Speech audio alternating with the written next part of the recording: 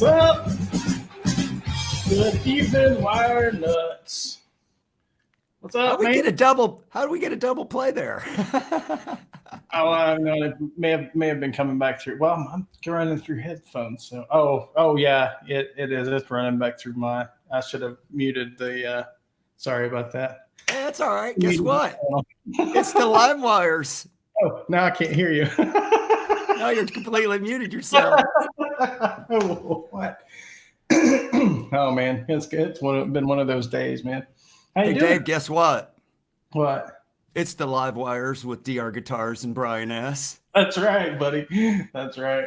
Yeah. Welcome, wire nuts, in the chat already. Yeah. I see you all out there already. Yeah, a few people hanging out. Hanging out. Got a pretty cool show, I think, lined up for you guys. Especially you guys that are total gear nuts and like chasing tone and cool stuff. So Tone chasers. Yeah. That'd be a good name for a show. Somebody should come out. They could come on after the live wires and be the tone chasers. That's right. They could. Well, I got a little something special. This arrived. Yeah. Oh, what? Surprise unboxing. Unboxing, yeah. This arrived today. I haven't opened it, obviously. And it's from Mr. Quentin James in the house. What? Quentin James in the house with the surprise unboxing. So we'll go ahead and Quentin's like, uh-oh. It's an R9. It's an R9 in pieces. No, it's just one of those little miniature R9s. Let's see what did Quentin send? Quentin sent some strings. Oh, strings. What kind did you get? They are the Dario 10s. Nice. Best brand out there. Quentin, you didn't have to do that, dude. What'd he do? Send you happy pills? No, he didn't say. He did send me some strings, two Nice. sets of strings, which is great. But Quentin sent me a set of purple knobs. Oh, those are the new knobs for the Helix Helix. Yeah. The Tessie switch knobs. Cool. Yeah, Tessie switch has got custom colored anodized knobs and stuff, right? Quentin, thanks, buddy. But you didn't have to do that, man. I appreciate it, but That's cool. We'll open these bad boys. Oh, wow. So what color did you get? They're kind of purple, like a lavender purple. Yeah, they're like a lavender. Yeah, Cool. lavender. Flashy. Yeah. These are nice knobs too. Are they aluminum? Yeah, they're aluminum. They've got some weight to them. Cool. So, thanks, Quentin. Congrats. New fun toy. Yeah. How do they go on? Just like a set screw? No, they're pressure. You just push, pop them on, pop them off like a. Yeah, they're just pressure. Let's see, there's no set. Oh, there's a set. Oh yeah, there is. There's a set screw. Yeah. There's Never set mind. screw. Never mind. Well, there you go. There's set screw. There's something else I need. Yeah. Well, won't you tell us about who's already watching? Who we got out there in the chat besides Big Q? Well, obviously Big Q. Brad Miller. Good evening, sir. He said he's got a set coming for his HX Stomp. Cool. Oh, cool. What color did you get, Brad? I'll watch for it. Yeah, I see Mr. Alex Radford. How you doing this evening? Mr. Joe Hervey. Hey, Mr. Rad. Guitar Hack in the house. Hey, Hack. Good evening. Terry Himes, Mitch Heyman. How you doing, Mitch? Long time no see. Hope all's been well with you. Rob F. Soda. Hey, Soda. What up, Soda? Brad says he got red. Red. Awesome, man. Those look great. Jay Steen was hanging around. I hope he's still in the house. Let's see. I said Joe Hervey. Six String Brian. Good evening. Good evening, Mr. Brian. Mitch Heyman. Lars. There's Lars. How you doing, man? Lars Guitars. Our good friend Hack, I think you already said. Doda. Look how Quinn put it. Doda. Foda. Doda. Foda. Yeah. Piece of Blues, new name. How you doing? Thanks. Welcome in the welcome into our craziness. That's the alternate spelling. Yep. Oh, man. Cool. Well, we got a fun guest tonight with some fun stories and some fun gear to look at and talk about. You want to go ahead and introduce the guest tonight, Dave? Yeah. So this gentleman I met through Dane Zimmerman, Zim's Guitars. I'm sorry, I'm probably gonna blow this question for you, but for later on. But I met this gentleman through Zim, or through Dane Zimmerman, and on one of his chats, and he and I started talking, and well, right there is one of his creations, and also, if you haven't seen the stream, they're also in here. You put the new pickups in. The pickups are in. Yeah. And so, as I've made no bones about it, they're probably some of the best sounding pickups that I've ever played or heard. But anyway, this gentleman, his name is Glenn, and he operates a company called Guitar Bazaar. You can find him at guitarbazaar.net. And this is my buddy Glenn. He's also local. On their feet, right? Here. Thanks for coming on, Glenn. We appreciate it. Go on with your story. I want to hear more about how you two met, and then we'll get into talking to Glenn about all the cool things he's involved with. Yeah. Well, like I said, we just, I started asking him questions, and we started talking and talked through email a little bit, and then it's like, here's my number. Give me a call. Here's my card. My people. Have your people call my people. And anyway, no, Glenn's a great guy, and he knows his stuff. So. But as I get older, I'm forgetting a lot of it. I get that. I get that. Well, Glenn, we appreciate you coming on the show. We like to have our guests on and kind of quiz them a little bit, and part of that's to get to know the person a little better, so all the people watching the show get to know you a little bit better, not only just as a person that's out there on YouTube, but a little bit more as a person, just as a person. Plus, we want to really find out some of the cool stories and all the stuff you're involved with right now with your guitar building and your business and everything. So we've got some prepared questions for you. They're not too tough or invasive. You don't need an attorney present or anything like that, or a waiver. You might want one though. You'll be okay. So the I'll first work question, through it, huh? Yeah, right, exactly. So the first question we have for you is: we want to know, how long have you been playing guitar? When did you start, and what was your inspiration to pick it up and give it a try in the very beginning? What got you into guitars in the first place? From the gate, my dad was my inspiration. He used to play, and he knew a lot of big name country western artists.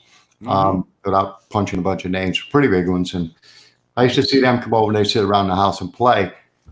My dad started teaching me when I was 4. Oh, wow. And that was like 8 years ago. Yeah.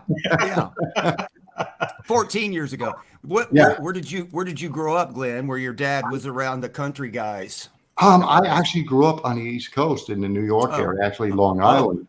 Okay, so there was a lot of recording going on there, even with the country western guys. Yeah, there was, and I think they just hung around and drank whiskey on the back porch. What they did, Of course, that's what they did. They were country guys. What else were they going to do? but I got to meet a lot of neat people. And they were all guitar players, and some of them were quite good.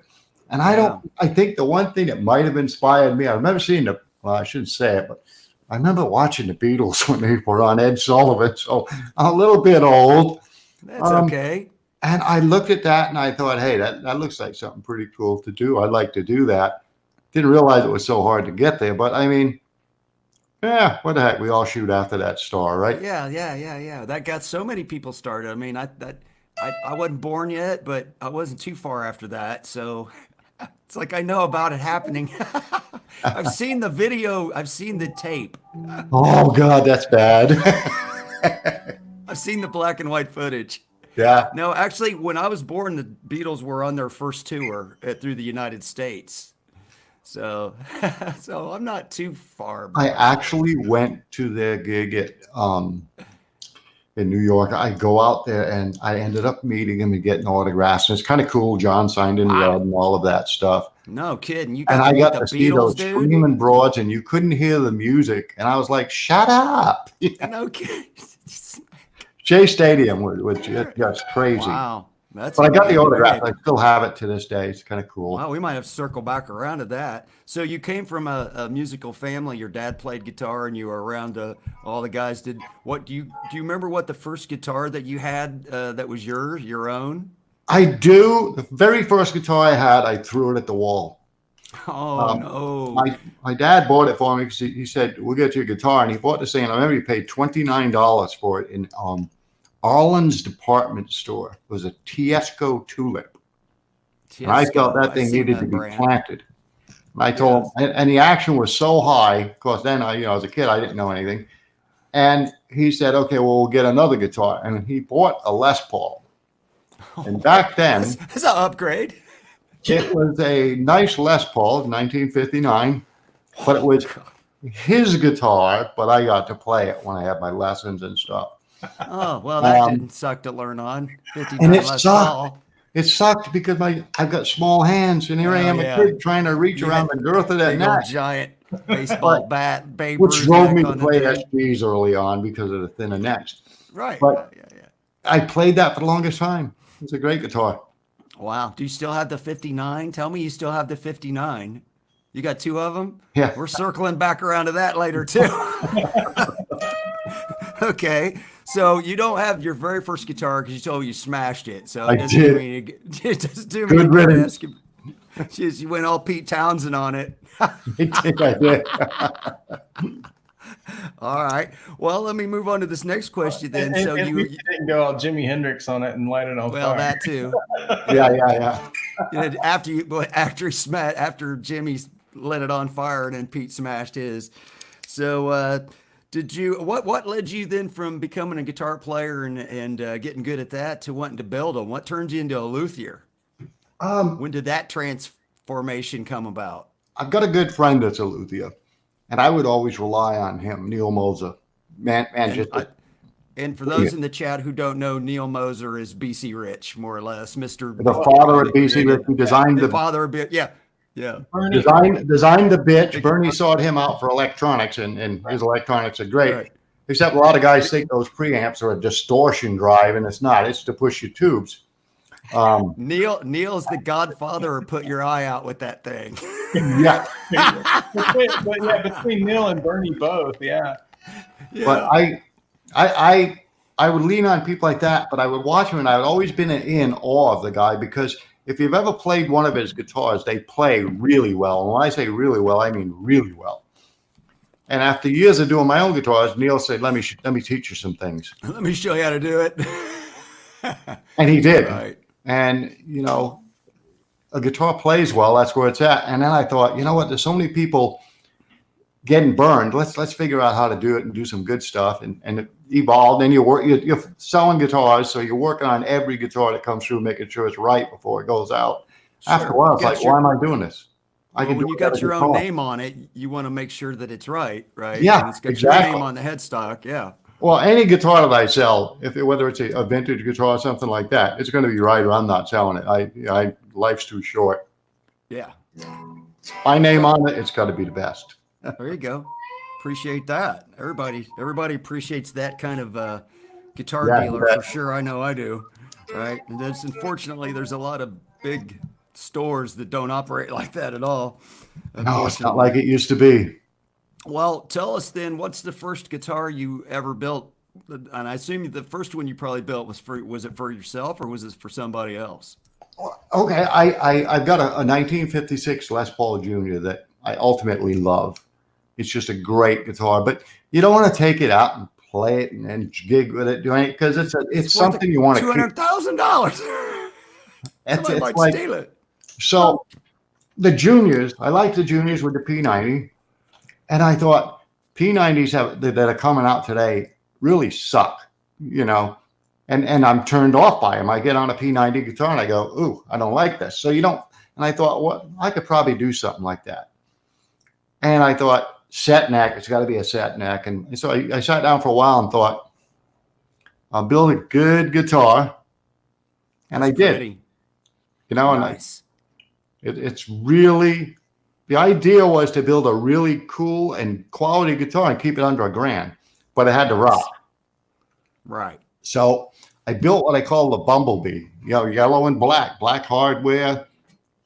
And I found Gibson hadn't registered the trademark on that body shape yet. And it's similar to like a Paul Reed Smith or a 58 Junior, whatever you want to call it. Right. And I thought, okay, I'll just register some paperwork on that to protect myself, which I did. And started the building and wanted to go like Bourne's low friction pots. You just can barely feel them. A lot of guys like to feel it when you twist a pot. BB King told me one time, what the hell are you working so hard for? Do it easy. Yeah, right. Yeah. So I put them out with pointers and I wound the pickups. I had another friend of mine that wound some pickups for me, but he was too busy to do it. And I thought, okay, I'll just have to do that too. It's going to be a long day. I'll have to learn how to make pickups then. Well, no, I pretty much schooled in pickups, but just didn't want to do them, winding all the pickups myself. So I said, okay, I'm going to do it. I got Max Barnett. We got all his tools, my buddy Jim and I, because Max quit building guitars. So I had all his diagrams and a bunch of parts and all that stuff. And I thought, okay, let's dissect a few of these 50s pickups. Don't throw anything at me. I did. It's kind of, you got to reverse engineer them a little bit, right? You kind of figure out how it was done. Yeah, exactly. And the P90s back then really growled. If guys know what a 50s P90 or a 46, I had a 46, a 1946 ES 300, 9K to P90. That thing was a monster, Okay. And I designed everything after that pickup. No, I designed after a pickup I sold to the guitar player for Asleep at the Wheel. It was like a 57. And I stuck it in this guitar. But I built the pickup, nickel silver base plate, purple enamel wire. I got a kind of a stash of that. And I had 50s magnets and stuff, Let's try a set of that. And I figured out how to do it. Then you chase down where to get all the parts you need. And I came up with the Bumblebee. And that was the first one you built. Yeah. Set neck and I had the tuners. I had Gino do the tuners with my little low QA. It's hard to see it, but I like the little stinger. Yeah, I thought that'd be fitting. I like the stinger. Love the stinger on the back of the headstock. And the guitar is like Sustained City. Right. It'll just stay with it, and they play like a banshee. If any of my guitars, I think Keith Arsemark, Piece of Blues. Man's got, I don't know, Keith, if you're still, how many guitars you got? 100 Les Paul, something like that. Mm-hmm. And he's Piece of Blues. Thanks for joining the show. See you there in the chat. And he bought a Bumblebee. Well, first he bought one of my Butterflies, and I told him then, no, don't buy the Butterfly, buy the Bumblebee. Well, he wanted the two pickups. Oh, okay. And gotcha. I told him, no, buy the Bumblebee, which he eventually did and said, you were right. That Bumblebee rocked. I like there's something about single pickup guitars just kind of look cool anyway. Keep it simple. It's a simple utility guitar that'll smoke. So this is the first one that I built. And it evolved. It always does, You say, hey, this is fun. I enjoy doing it. And then you get them playing real nice. They sound incredible and play incredible. And folks start telling me, Glenn, you got to build some more. You got to build some more. Right. So it just kind of snowballed from there. Piece of Blue. And then some people tried it, and then they're like, hey, I want one. And then some other people tried that one. They're like, hey, I want one. And there you go, right? Piece of Blue, he's got 125 plus. That's more guitars than me. We're going to see a lot more of your guitars later on in the show, but I got a couple more questions for you. So this one's a little bit along the same thing you were talking about. Tell us some of the artists and stuff that you've made pickups and or guitars for, because Dave was telling me you'd made some pickups for some pretty famous artists. And I have, and I don't like to throw a bunch of names around, but well, I asked you, so you're not name dropping if I ask you. yeah. Piece of Blues right there. There's one of them. He's sitting. One of them. Ronnie North is actually playing my guitars and my pickups. There's just a whole bunch of stuff out there that's good. I've worked for so many people. It's not funny. I could pass you through the pictures on my phone and stuff, but I'd rather not sit there like. You'll have to put them all up on. You'll have to put them all on your Facebook page. We're going to put your link. I actually had to make. I had to make my friends private on Facebook because everybody was bothering them, trying to get to them and stuff. Oh yeah, because that's if you've got famous friends or something like that. Yeah, they take control. They have to make their page where they can't really. You can't. Hey, I'm a friend of Glenn. You guys in town? I need a stage pass. Yeah, right. Oh gosh, I can imagine. Me plus 3, Well, let me ask you this. This question is a little off the beaten path, but sometimes it makes our guests think a little bit. If you could possess someone else's talent for 24 hours, who would you choose? And it doesn't have to be a guitar player or a builder. It could be anybody. Just, is there somebody that if you could possess their talent for 24 hours to have fun with, who would you pick? Gosh, that's an odd question. I know it's going to be hard, right? I think I'd try to pick somebody that did the best thing in the world for the world. I don't want to come out and say, "Oh, I want world peace." That could be the guy that found the cure for polio. Or all kinds of stuff, right? Find somebody that came up with an idea out of the blue that just helped the world for decades or centuries. That'd be like the. You could be future guy, the guy that comes up with the cure for cancer, because I don't understand why that's taking so damn long. Like Leo Fender changed the world with his electric guitar in 1950. What's that? Like Leo Fender changed the world with his electric guitar in 1950. And then Fender just changed it again with the Ultra. What is that? The world will never be the same. I don't think it'll be the same after I saw that, I don't want to knock somebody's brook, but we already got a running bit going. What are you people doing?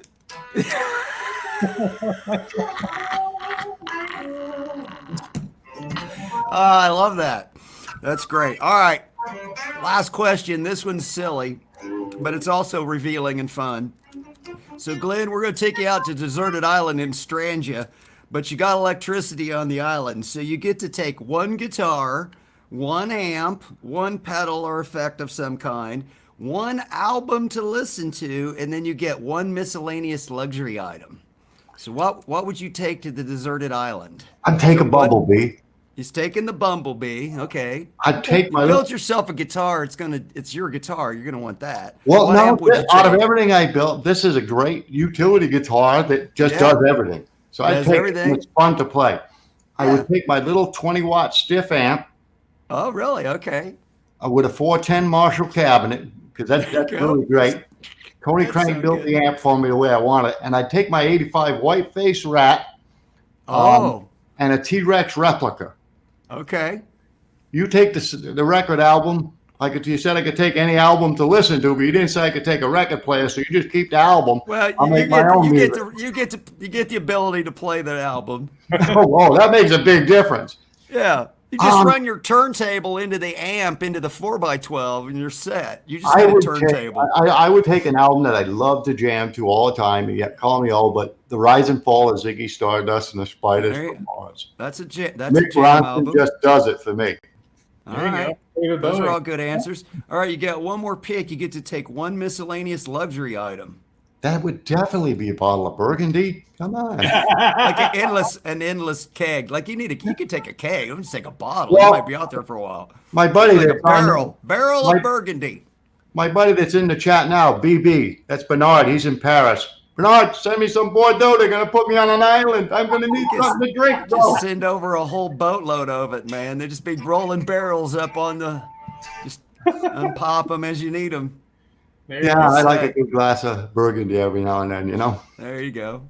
Or a good beer. All right, man. Thanks for playing along. We appreciate it, but that was pretty fun. Tonight we're gonna move on to the next segment of the show for a few minutes. It's time for Dr. Dave's tips and tricks, and he's actually gonna show us some stuff tonight with how to do some proper soldering with a little bit of a soldering demonstration. Dave, I'm gonna go ahead and solo lay you out here, and this is an opportunity for Glenn and I to visit the little boys' room real quick if we have to. I don't know if it's proper or not, but we'll see what we can do. So I got my iron here. It's heating up. It'll be hot here in just a second. But so the way I've got this set up, this is a tone pot, right there. What makes it a tone pot? All pots are the same except for value, right? It's a variable resistor, right? The one thing that makes a tone pot different from a volume pot is the capacitor. That's the only thing, right? This was pulled out of another guitar, and I'm just kind of using it for more demonstration than anything. But so if I were going to make this guy my volume pot and this guy my tone pot, a couple things I got to do. First thing I got to do is I've got to ground one of the lugs on this one. And as you guys can see, there's 3 lugs. And the way I always work is the lugs are facing this way. And this is going to be lug 1, this is lug 2, and the top is lug 3. That's right, Lawrence. Hey, Lawrence, how you doing, man? I'll see you tomorrow. So what we're going to do is, first thing we're going to do is we're going to ground lug 3 to the back of the pot. Several different ways you can do that, but I just use a little jumper wire. You can use. I didn't have any extra guitar string hanging around, or I didn't have a chunk off of a G or something that I could use. So we're just going to use this, and got the wrong pliers out, but we'll make it work. So soldering iron's heated up. Turn the tip. Make sure it's clean.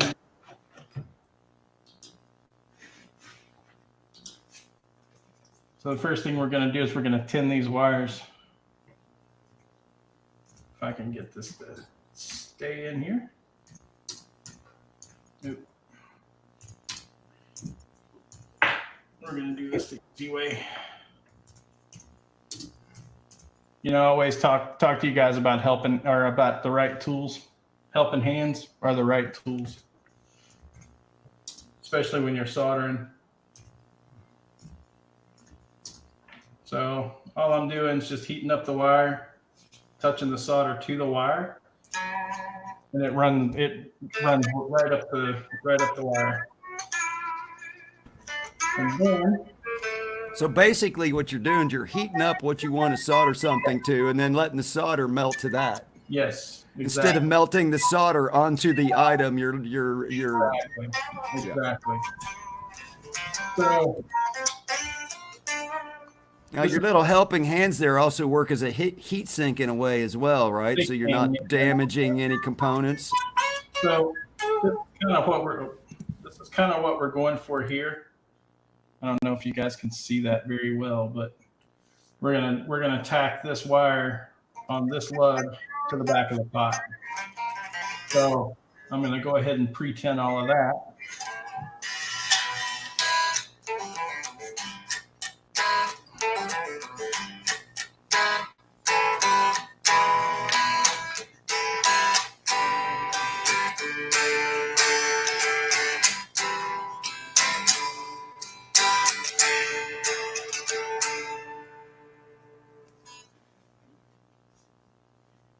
just like that. You should see just a little shiny blob of solder right on that side of the pot. That's going to be your ground. This wire is going to ground out. You can take and bend this lug back and do it that way. I prefer not to, especially if you want to reuse the pots later on. You just leave it tabbed out straight and solder to the top. Yeah. Or solder with a wire, guitar string, whatever works best for you. So, soldering seems to be one of those things a lot of people are afraid of, but there's really nothing to be afraid of, right? There isn't. No. What tools, besides what you're going to have around the house, do you need besides a soldering iron and the helping hands there? If you're switching out something, do you need a solder sucker, or can you get by without that? Because a solder sucker or the copper wick. There's a copper wicking material. Either one, because you want to get rid of that old solder. You want to clean it up as much as possible. Solder braid, thank you, Craig. Yeah. With the copper braid, you clean it up, put your iron on top of it, and it sucks the solder right up.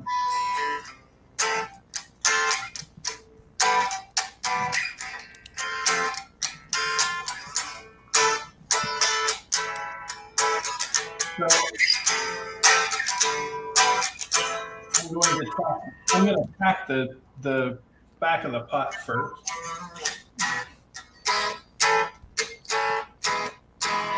Guitar Hack wants to know what's your favorite tone solder?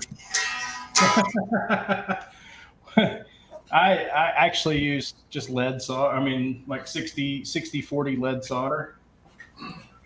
I don't really go with anything fancy or like the silver solder or anything. We could ask Glenn when he gets back. If you notice what I did, I just used the pliers to push down the wire. Crowbar says he goes with Led Zeppelin tone solder. So now, see what he did there? See what he did there? Led Zeppelin. See what he did? Yeah. These helping hands are cheap. I need some new ones. Oh, man, that was good. That was a good one.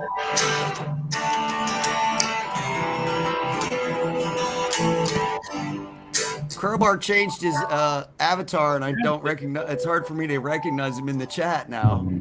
And then I just tacked that down. So now it's.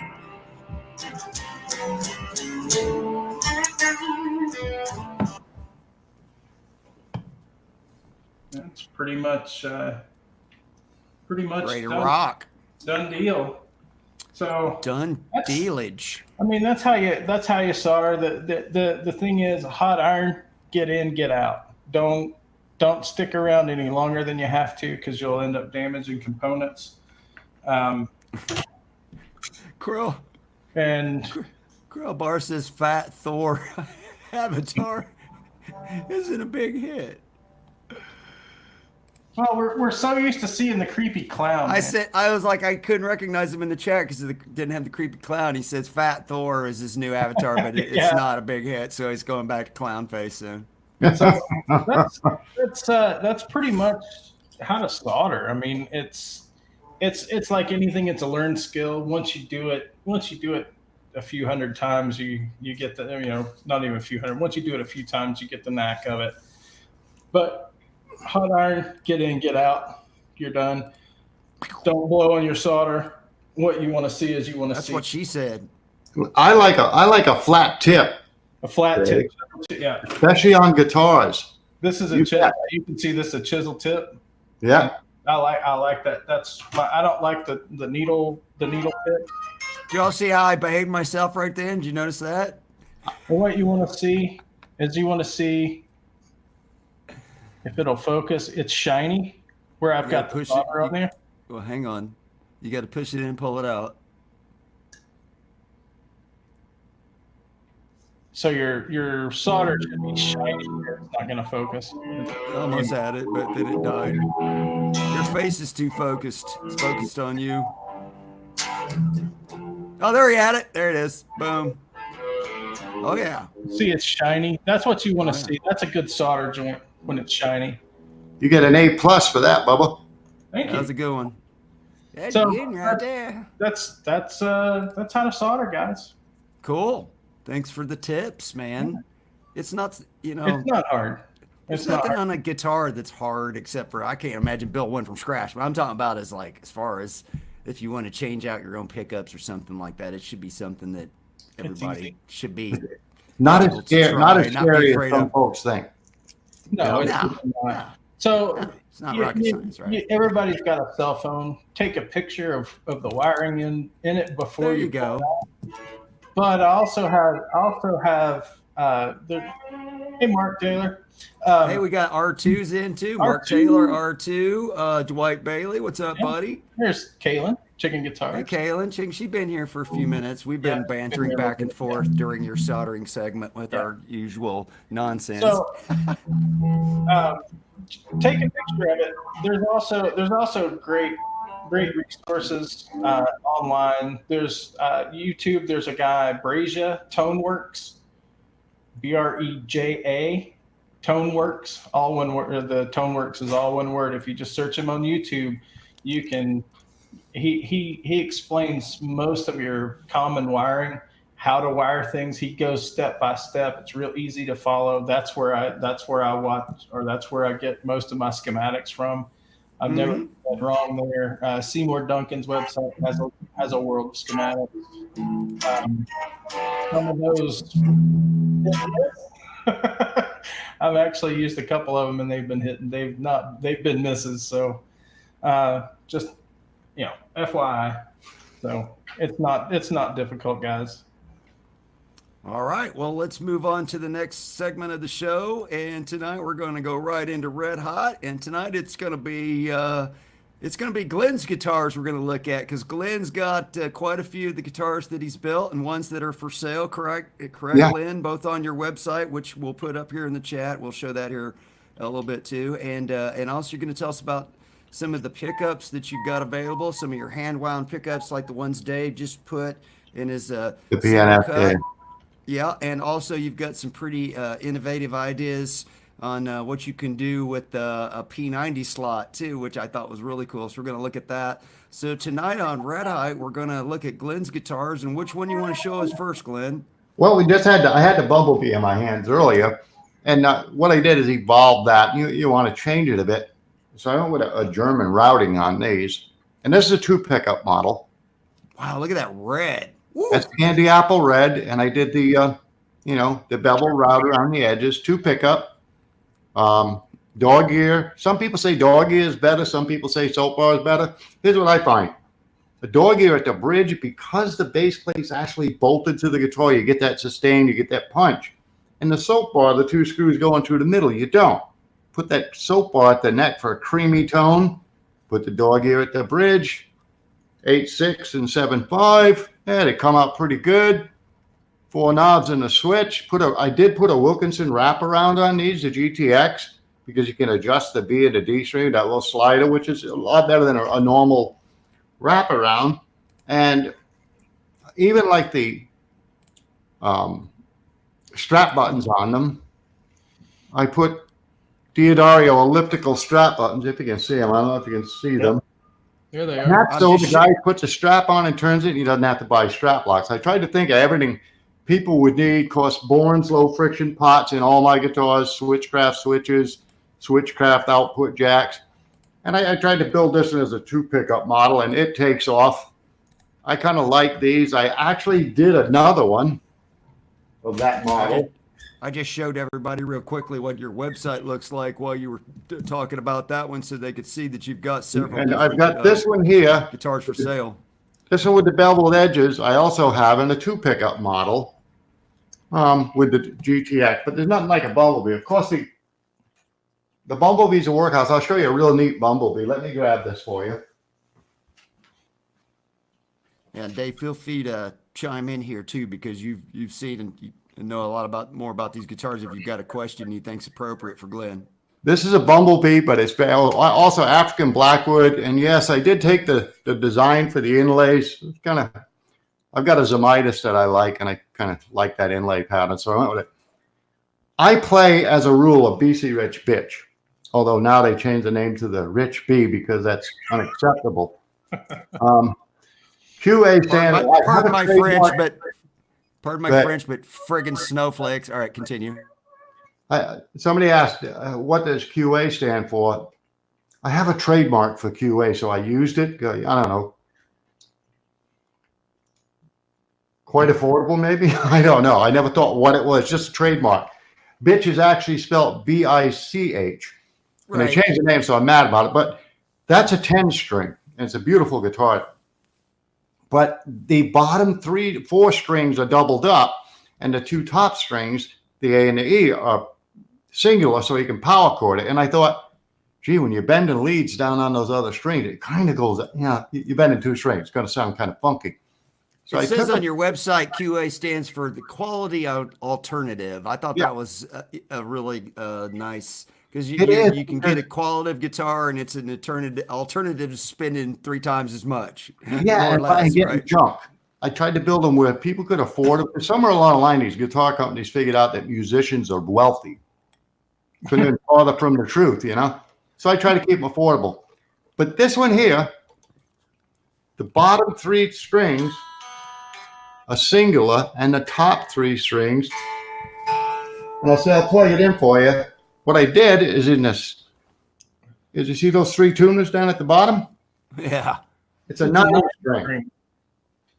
And I also threaded the top with the normal string first and the octave string below it, so you don't have that jangly 12-string sound. But does Slash know about this? Actually, yes. Because that's right up his alley, man. But it's got a full owl sound. I'm actually talking with a major guitar company on this model right now, and I may license it out. It looks like I'm going to. There are only 2 of these in existence right now that were built by QA. When I license it, they'll probably want to build them all, but they're going to have to pay for that, right? And I don't mind. Keith Arthur at Piece of Blues, he owns the other one. He's a good friend of mine.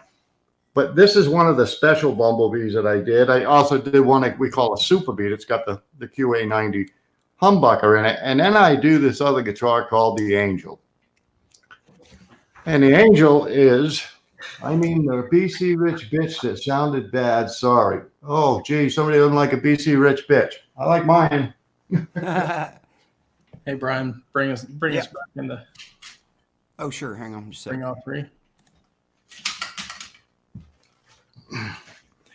Yeah, that's a pretty one. I like that one.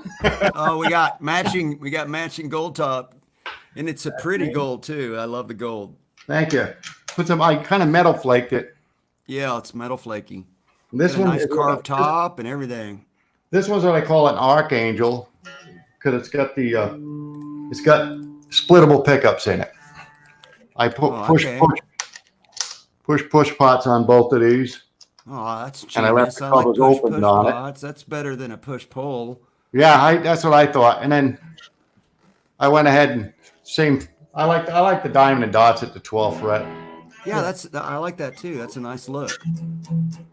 Reminds me of the Yamaha SGs. Yeah, a little influence from the Yamaha and the Gs. Yeah, Bobby, we got you on that.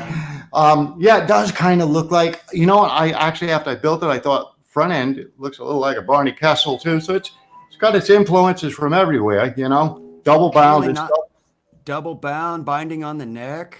Yeah, double binding on the neck and the headstock. Nice. And I went with an ebony board on these, and they just, Piece of Blues has actually got a video up on my YouTube channel, Guitar Bazaar, and it's QA Angel live in Texas, and Kiefer just lit into it. Is it? It's a mahogany body on that one. Mahogany body, and the trick, I left the neck satin.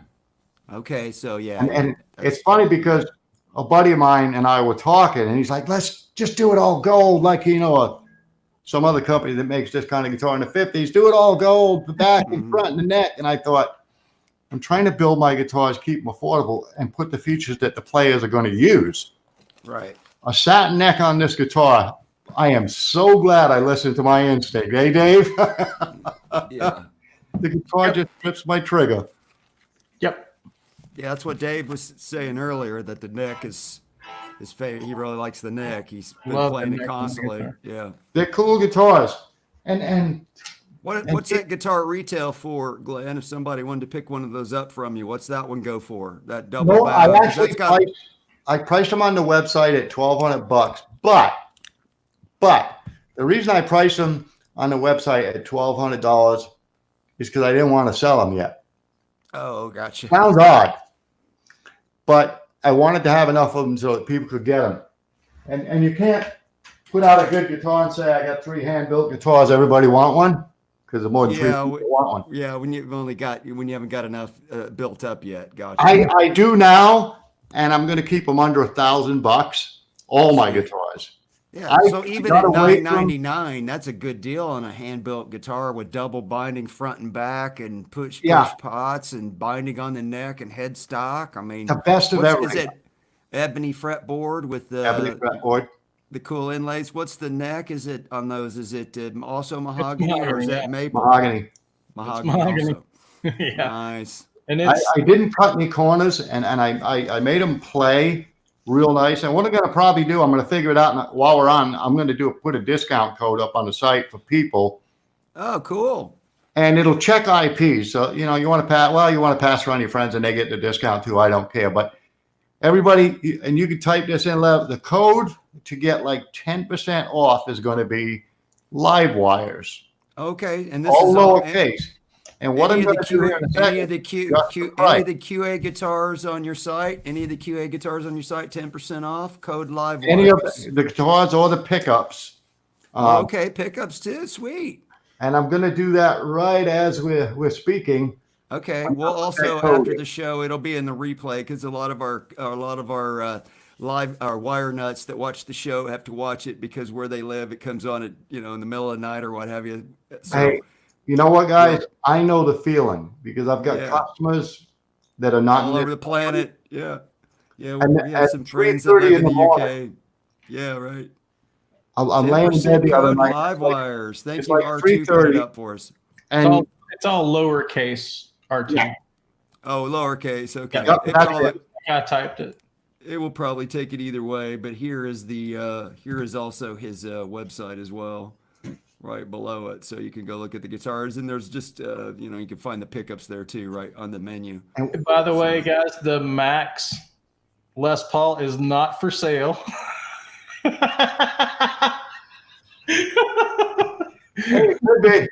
Did you already try, Dave? Was there already an attempt made? No. Man, it's out of your price range. Is that a remortgage your house guitar? Yeah. Yeah. I think Phil McKnight did a video on it that's up on YouTube. Oh, did he? Meet the guitar. Meet the guitar that's as much as your car. Right. Mm-hmm. It's more than most folks' car. Let me tell you. Yeah. Here's the thing. Max only built a handful of them, right? There's not many. It's just like the Derricks. So like the Chris Derricks, there's only a handful of them. Chris made 12. Chris made 12. There you go. How many of them Slash to have? Slash has at least one. Slash has, I believe, 2 Derricks. 2 Derricks? Yeah. Okay. I've got one. You've got Slash got another one after he got money. Right? Yeah. Well, and how many did Max make? How many did Max build? I don't know. I could ask Max and see how many he made. He made quite a few, and of course, he's not building anymore. Right. You guys keep talking. I'm going to show the website. Yeah, go ahead. A little bit, so you guys. Hey, see that video? That video's got some guys cranking on some QA guitars. Ronnie North, I think, is the first one. Okay. So you can watch the video. You can watch it right there. You can click it and it'll play. So you've got a Bumblebee for prototype for 810. You got a standard for 750. And of course, 10% off, that's $75, man. You shoot, they're Christmas shopping time. And I'm gonna drop the price on the Angel right now. Well, that's this one right here. You got it at $12.85, so you're gonna drop it down some. That's gonna change in just a second. Now, the difference between the Angel and the Archangel is, tell me again. The Archangel has open pickups and they're tappable. Oh, they're not covered. I got you. And you got that. You got that push. And it has gold hardware. And then you have the Fallen Angel, which I thought, me and my crazy brain, but the Fallen Angel has black hardware. Oh, I got you. Okay, perfect. But the Angel, I've got the gold, and I'm keeping one of the golds for myself. And Dave's got one of the gold ones. Yeah, he's playing the heck out of it. Yeah, he is. That's okay, though. That's okay. We can get together and refret it together someday. Right. Yeah, there you go. Which one? What else? You got any other guitars we haven't seen yet there to show us? I do. Let me change this price and we'll get to them. Okay. R2's like, oh man, guitar porn. Yeah, this show's kind of been about that the last few weeks, man. We've been showing some really cool guitars. Joe Herbie wants to know how long will the coupon code last? Oh yeah, that's a good question. Here's the deal, guys. As long as you want it to last. Oh, okay. So, but they got to keep coming and watching the live wires because I'm going to be checking. There you go. Thanks. I'm like damn Santa Claus. I'm going to be watching make sure they're here every damn week. And if you ain't here every damn week, I'm coming to get the guitar back or check. Oh, there you go. He's going to check on you. We have a pretty regular crowd. We have some good people that watch the show. So what kind of guitars you want to see? I've got a bunch of mine laying here. I've got a Super B, which is let me show you. You have a new one you're working on, Glenn. Oh yeah, show the prototype, Glenn. Show the prototype one. You got that? Oh, there you go. There's the prototype. Yeah, I love protos, and I'm gonna say something about this guitar. This puppy ain't going nowhere. This is mine. That one. I'm not a big bolt-on guy, but I want to try some bolt-ons. So I did a flying V with a shorter horn up top. The powers that be won't come after me, even though they're going to lose their fight like they did in the European Union. Right. And, of course, knowing me, one P90 in it. And I did it yellow and black. And can anybody guess the name of it? Oh, my God. I'm afraid it's a Bumblebee. Bumblebee. See what he did there? Yeah. And then I built another one. Guys, I'm a self-admitted BC Rich freak. But if you used to hang with Neil Moser, that'd be hard not to be. Who wouldn't be? Exactly. Phil's got another video that you mentioned, Phil McKnight, earlier. He's got a video where he went and hung out with Neil in his little workshop. Yeah. I took Philip up there. Was that what you guys? We were down in Dane's shop. Well, let me show you the picture. Here's the one that I'm building for myself. If you guys can see it. That's almost like a beast with an Ibanez tail. Right. You might sell some of those. No, this one's not for sale. I'm just going to build. Well, here I go again. I was going to build 9 million people say, "Come on, Glenn, build it." I'll build it. Yeah, see, that's the problem. After you build one, and other people. But I had a friend. I have a friend who gave me that body. Crowbar says you should make a rich bitch copy and call it the Bumble bitch. I thought about it. Oh my God, Neil would be so mad at me. The Bumble. The Bumble bitch. You know what? I'll get Neil and I'll say, "Hey, can I build a Bumble bitch yellow?" And Neil will look at me and go, "You can build it, but I'm gonna have to kill you." I can stab you with one of my other guitars, the Warlock. That's it. I have so much respect for that man that I wouldn't even build one for myself. But then again, it's all about, Neil, build me a bitch, would you please? Yeah, he just make you one, hand make you one. That's the thing. I've got a few guitars that Neil made. I'm going to tell you, I'll blow your ears out bragging about my stuff all day. But when it comes to Neil, he's got me smoked. If any of you guys, if you played a vintage BC Rich pre-1985 that they rave about, he's the real one. Yeah, a real one. A real one, exactly. A real one. The real Do one. you have your bitch close at hand? Bobby, I can get it if you'd like to see it. Go get that bad boy. Hey, guitar We will vamp for a minute. For sale. Hey, do you guys want to see the real BC Rich? No, we don't. We won't wait for that. No way, we're doing that. Oh, heck yeah, we'll wait for a second to go get that bad boy. Archie says the bitch is back. Yep. Back in town. Almost. No, I didn't realize it was Glenn that took Phil up there, because that's if you guys haven't seen the Phil McKnight video where he goes and hangs out at Neil's little workshop and he gets out some of his prototypes from back in the day. Well, this one was a proto of was it the 25-year anniversary? The one he's getting ready to show us. Yeah, I believe this is one of the was like the prototype. I'll let him tell the story. But there it is. Oh, that's the R. Yes, that is the R. Whoa. No friggin' way. Does Slash know about that one? It doesn't matter if he does. It ain't going nowhere. This, and I don't know if you can see, the serial number is Proto.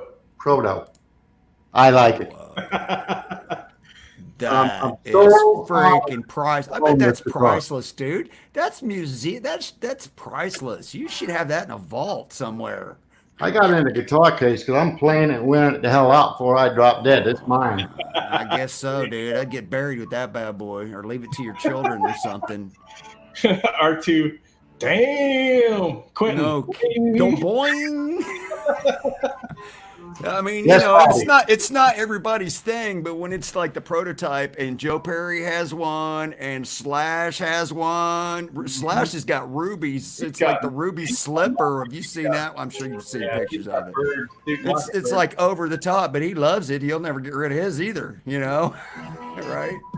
Bobby, you're right. It is a monster guitar. And Bobby Lowe says, first time I saw one, I knew one day I had, I'll tell you a story. I was a young man, this is back in the 70s, and I was in a music store, and there on the wall was a bitch. And it was a 10-string, and you'll notice mine's a 10-string, that's a bitch. Oh, yeah. I actually think a 6-string bitch is a good guitar, but I like a 10-string. A bitch is a 10, and Neil will tell you a bitch is a 10-string. He told Bernie Rico, I don't know why we're going to build them things 6-string, bitch is a 10. But I asked the man to play it. Sell more. Yeah, sell more. Exactly. But I asked the guy to play it, and he wouldn't let me play it. He's like, go get your daddy, Oh, yeah, Smackdown. Yeah. Well, that's the way guitar shops used to be in the day. You're like, I was a little kid with eyes see the money, in my wallet, And this voice behind me said, let the kid play the damn guitar. And I thought, cool. So I turned around to thank the guy, and it was Rick Derringer. Oh, wow. And the guy took the guitar off the wall, and I played it. And I thought, oh, my God, I like this. I was a kid. Oh, I wasn't a kid, but young man. I didn't have the funding to buy it at the time, Yeah, I get it. And then I got other bitches, 6 strings and a couple of 10 strings. But I'm going to tell you something. There's 17 bitches in the world with walnut wings. 17. Wow. And Neil will verify. Somebody asked him if this guitar was rare. And it's on the BC Rich official website. Neil told him, here's the way it goes. There are 17 bitches with walnut wings. The original prototype, the PMS prototype, and number 1 through 15 of the PMS series. And there are only 15 of those built because there was a problem with Hansa. Like Neil said, to call it rare would be an understatement. Yeah, it's priceless at this point. And that is the prototype. Yeah. What pickups are that? Prototype, that is the prototype. Yeah. What pickups are when he did the PMS series, he did the proto, and it sat in a case in his shop. And then there was a falling out with Hanser and all them guys. And I'll tell you what, I got the guitar, and I like it. Yes, somebody just said they're making a new one.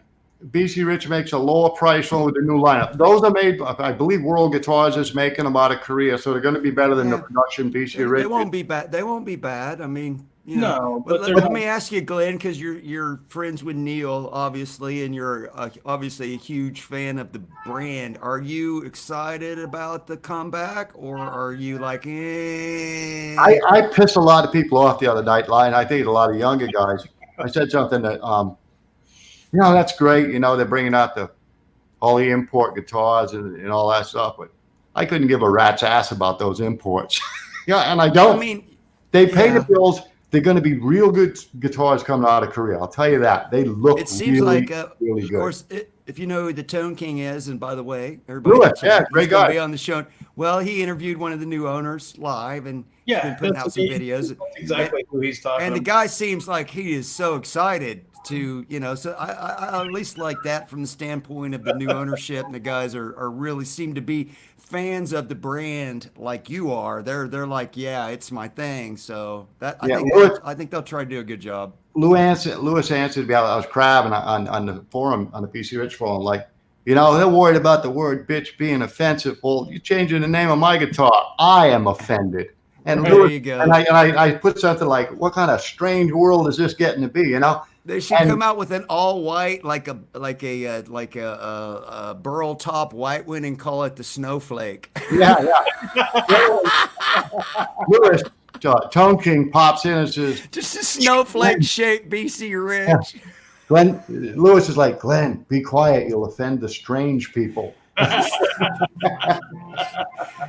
If you're buying a guitar with that many points on it, you're a little strange already. I mean, come on. They're supposed to appeal to the strange people. The CEO is a fan of the brand. Yes, he is. Yes. Great young guy. He needs to call Neil Moser back.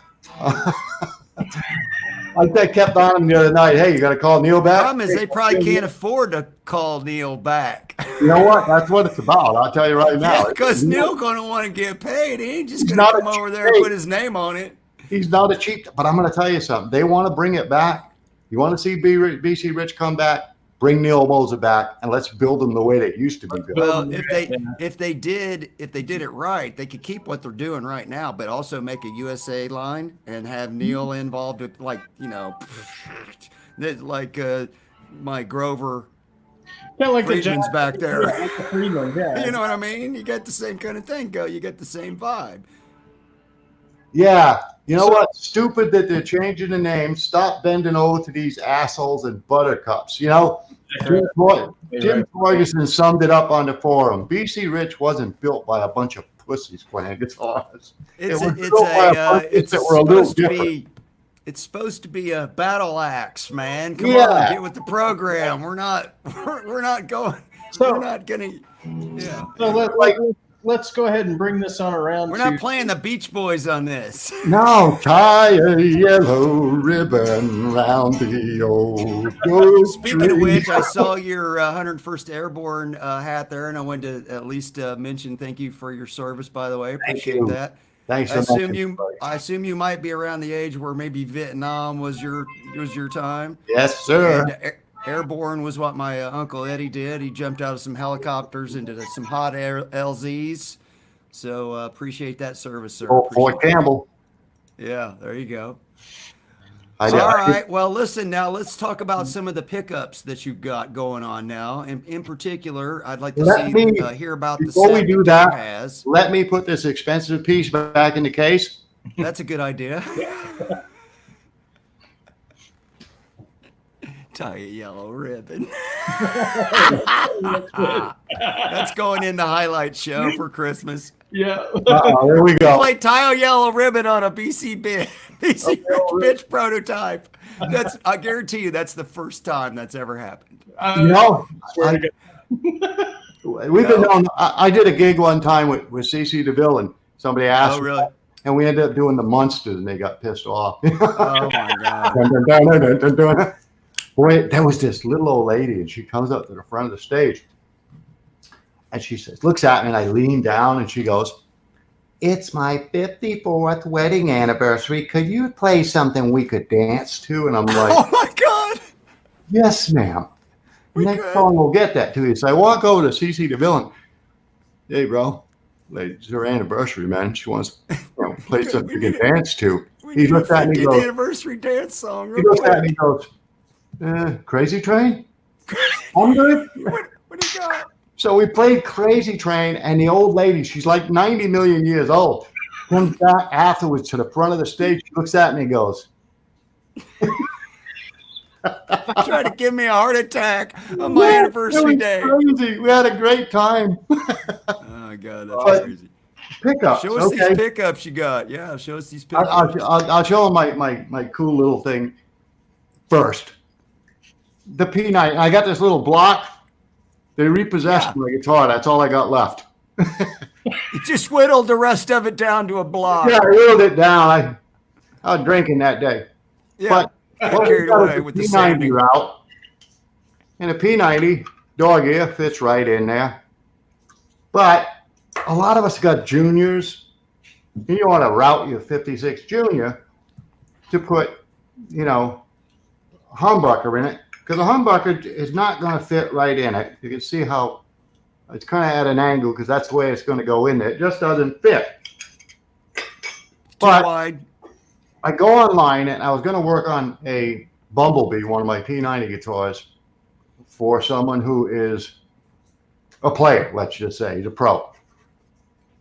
And I couldn't find anything to convert it. And I thought, nobody wants to route their vintage Junior or any other guitar for the same thing. So what I did is I got a bunch of P90 covers and, put them in the CNC with a laser. We cut them out. And it's got the, adjustment hole. We'll see there you go. You can look through both of them.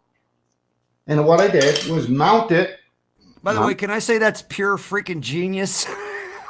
And I mounted the humbucker there, and I modified the base plate so that now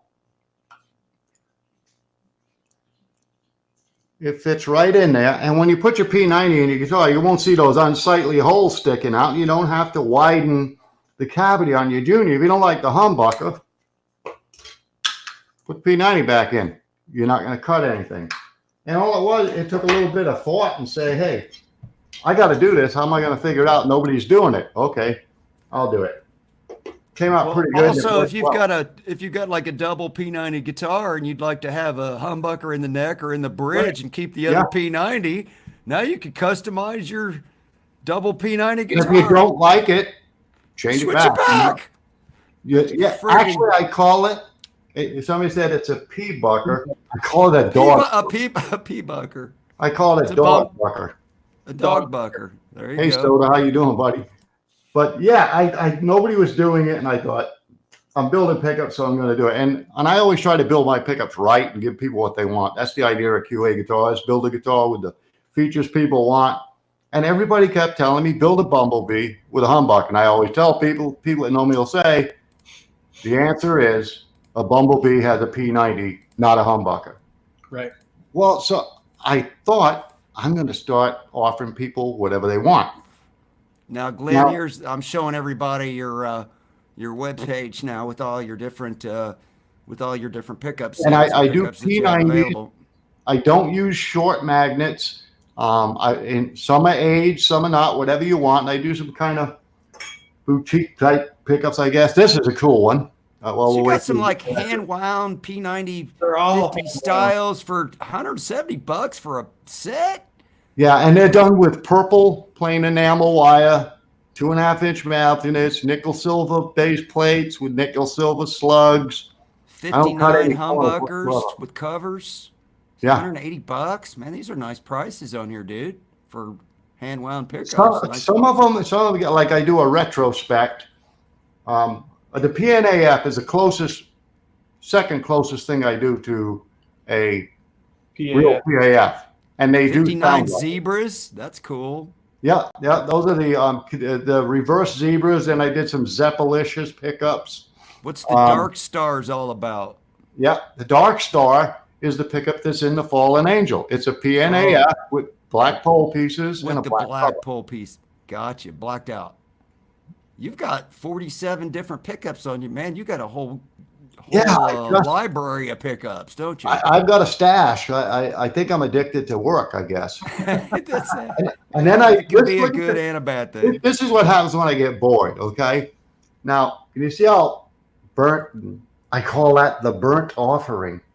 Yeah, I had some bare knuckles pickups that had that kind of a finish on them. Yeah. That's cool. I kind of like yours better though, because they look more like worn in. You know what I mean? And this is actually apocalyptic.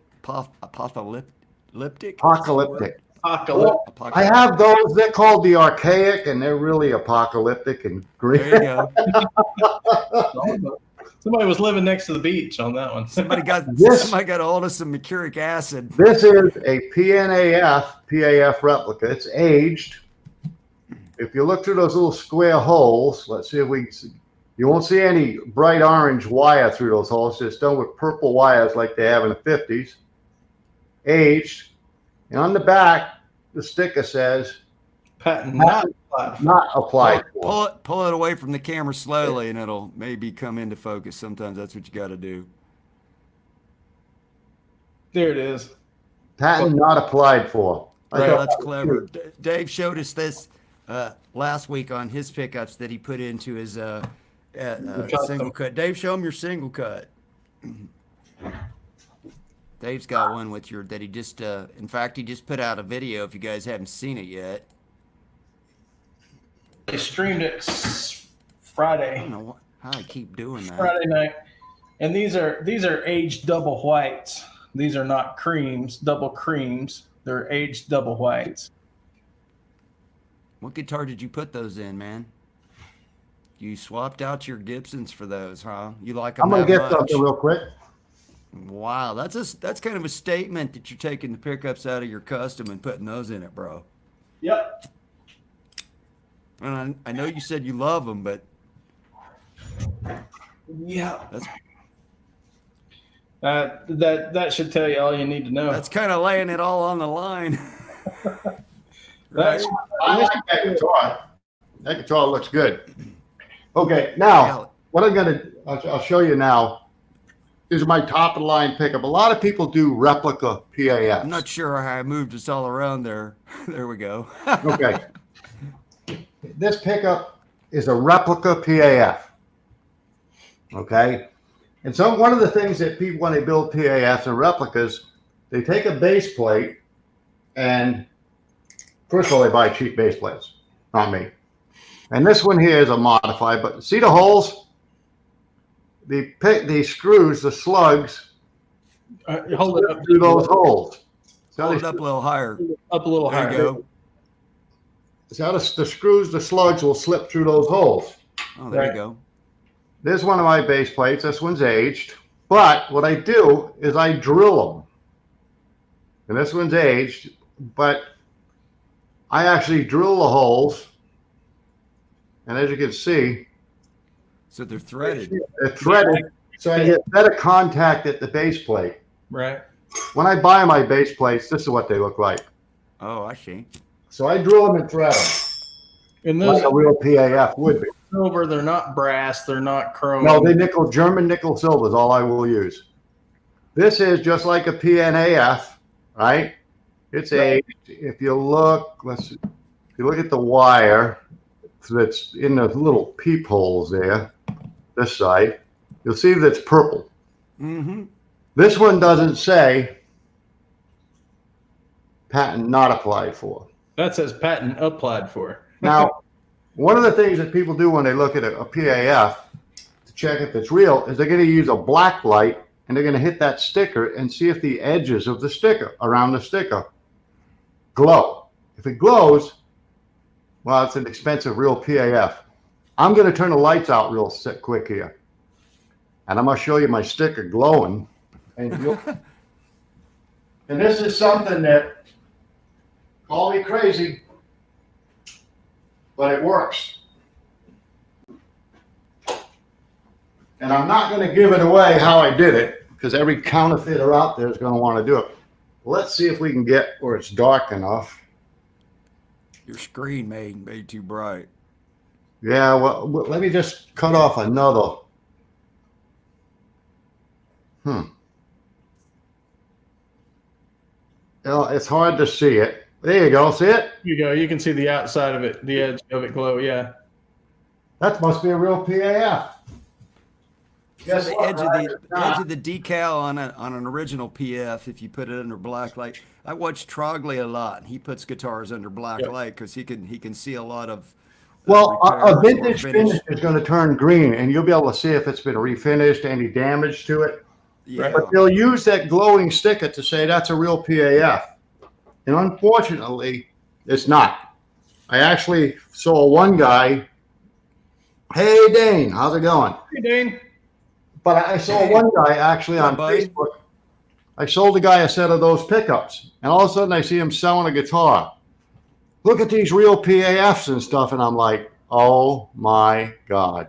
And I felt bad about it. So I do build those replicas for people. Keith Arsamont has pulled, he had Whiz pickups in some of his guitars. He pulled them out. Set of Whiz pickups just got pulled out of a Max in mine, put in. I've got my pickups in Max guitars. It's kind of cool. They sound good, but you're paying a lot of money for that sticker. Let me tell you. Dave's got the same pickup with a different sticker. The PNAF. Yeah, he has the same pickups just without covers, right? With the whites, the white one, and those look great in your black guitar with the white lining, man. If you look at them up close, those look really wonderful. Yeah, and under this light, they look really bright white, but when you actually look and see them in person, they're not as white. And when you look at them real close, you can see they're aged and they're. They look worth apart. I tell a lot of people, chrome don't get you home. I get people, put MXV covers on them, or put Dead Mint Club covers on my pickups. Yeah, it's $75 a piece. You want those covers? I'll put them on. They ain't going to make it sound better. You know? I was going to tell Dane that you put all your guitars and pickups on a 10% discount if he uses the code LiveWire, so you could go buy them out, Dane, and then sell them for full price in the shop. Hey, there you go. Make an extra 10%. Yeah. I'm telling you, don't have him bring a truck over with all of them. Put that idea in his head, it'd be driving me crazy. Be like a cat that you feed, he won't go home. He's going to not be able to sleep tonight figuring out how to pull that off now. Sorry, Dane. But when it comes to the pickups, what I'm trying to do is build good pickups. A lot of guys use like poly wire, and I do some pickups with poly wire, some lower end pickups. There's a difference between plain enamel, not so much in the work. Poly wire, and a lot of you guys probably know this if you've wound pickups, to get the poly coating off this hair it's as thin as your hair, but not as strong as your hair. You hit it with a solder, and it melts the poly off, and you twist them together, you're good to go. That plain enamel wire, you got to sand it off. Now, try sanding down a piece of your hair that's only half as strong as your hair. It takes a little more work. A little bit more finesse involved. Yeah, you got to be a real fanatic to sit there playing with little wires like that for hours. I think sanding wire tips. There, At the end of the day, the plain enamel sounds absolutely incredible. Yeah, just because of the way the wires are insulated for some reason? I think it is. The other thing that I pay attention to is a Henry field. A lot of people, they worry about resistance, but they're not concerned with the inductance. Do you have like an electronic winder that you can precisely duplicate, or do you do them by hand and do it by hand there and meticulously count them as you wind them? Hand. Nice. I wind them by hand. I'll hold that wire, and if it breaks, it's my mistake. Nobody else. Oops, starting over. Oh, I hate it. I hate that. Not that I haven't done it. I could get my bag of wasted wire. Yeah, because once it's too short, then it's too short. It's not like you can unwind it and use it again. It's not like you can splice it back together. Yeah. Or you actually can. Can you splice them? Actually, if it's poly wire, or even if it's plain enamel, you can splice it, but I don't. If a pickup goes bad, I pull a wire off. I'm not putting my name on something that doesn't sound like I want it to sound. Right. You know what I'm saying? The tone I've got is PAF tone. Yep. And I play guitars with real PAFs. I've taken PAFs apart, and I want my customer not to say, oh, that pickup sounds okay. I want them to instantly go, gee, are those the bells in the Sistine Chapel ringing? You know, I want them to hear that bell ringing chime and know. And then the pick attack, Dave, you probably figured out the pick attack and the response. Yep. That's good wire, good materials, and taking the time to do it right. Yep. By the way, you get 10% off on a website. There you go. I'm going to keep that Livewire is the code. Livewires is the code. Yep. All lowercase. Yep, and you've got to come back and keep watching, or I'm coming out to get the difference. See, Glenn's putting conditions on it, which I appreciate greatly. And you could pick up, we should probably do a Livewire code for Christmas so you could stock up on your Livewire gear. We're getting ready to be black. When we get around to the Black Friday show, I'm sure there'll probably be some kind of Livewire merch. My Black Friday deal is going to be crazy. I'm gonna drop the price on some crazy good guitars. There you go. I'll tell you why. And you've got some, and by the way, he doesn't just have his own brand of guitar. You've got some spectacular guitars for sale on his webpage. So guitarbazaar.net, right? It's guitarbazaar.net. And yeah, there it is. Thank you, DR. Just threw it up in there with the code off everything. Sweet. Now, you're not giving 10% off like the 1959 or that stuff. We're talking QA guitars and pickups. Yeah. On anything in QA guitars or QA pickups, right. I'll do the deal on. If you want one of those vintage babies that cost $1 million, well, we're going to have to talk. We're going to have to talk. There might be a discount, but you're going to have to call me. I love these guys that they'll call me up and they'll go, yeah, I'm interested in that 1957 Black Beauty. Yeah, they want $12,000. I'll give them a price, and then they'll go, well, the markets are down right now. Well, we're done talking. Yeah, your market might be down. Mine's not. Yeah, but I know the guy that says, this is funny. I had this Eric Clapton. I don't know if you guys remember the Eric Clapton model that came out a few years ago. The 64, was it 335? Oh, yeah. Okay. Yeah, the similar. I had one of those, and I had it for sale. And this guy calls me up, and he says, hey, I'm calling about the Eric Clapton. Yeah, cool. What do you need to know? And he's asking questions about I'm answering his questions. He said, well, you've got that at 12.5. Yeah, got it at 12.5. Well, I'd like to go about 6,000 on that. I said, well, I bet you would. Sure you would, but no. He said, well, I'm standing here at Guitar Center in Tempe, and they got one on the wall at 75. Why do I want to pay 12 for yours? And I'm like, really? He said, yeah, I'm looking at it right now. I said, well, where the flip are you in the store? Because I'm sitting here talking to Mark. Where you standing? I was in the store. You were in the store he said he was in? Yes. Was he really in the store, or was he bluffing? He was bluffing. He was full of crap. Is what he was. And I told dude, I'm standing here in the store. Where are you? Because I don't see anybody else in here. Oh snap! He was like, "Oh man, epic!" No, all it was gone. Click. I love it. But I've been around to give stuff away.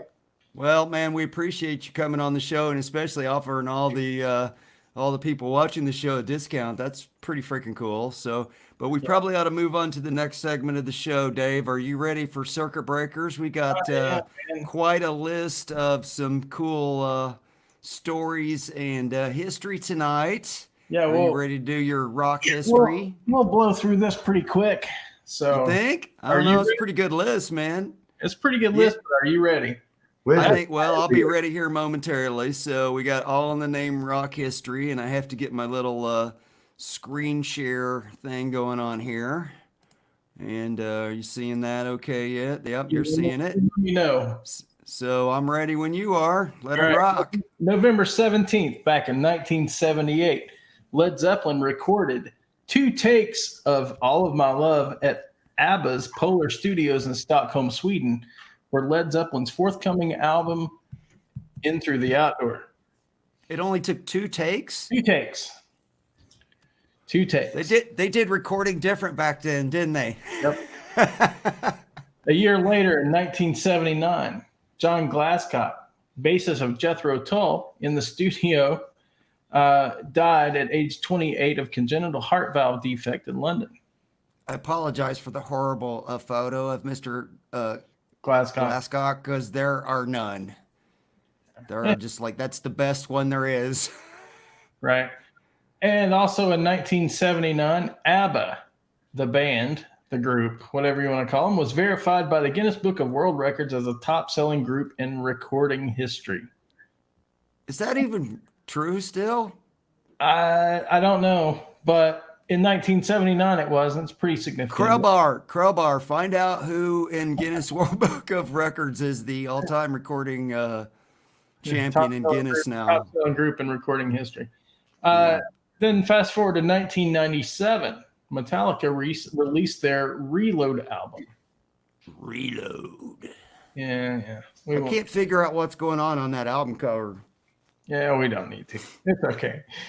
That is either a sunspot or one of my old girlfriends. Yeah, it could be.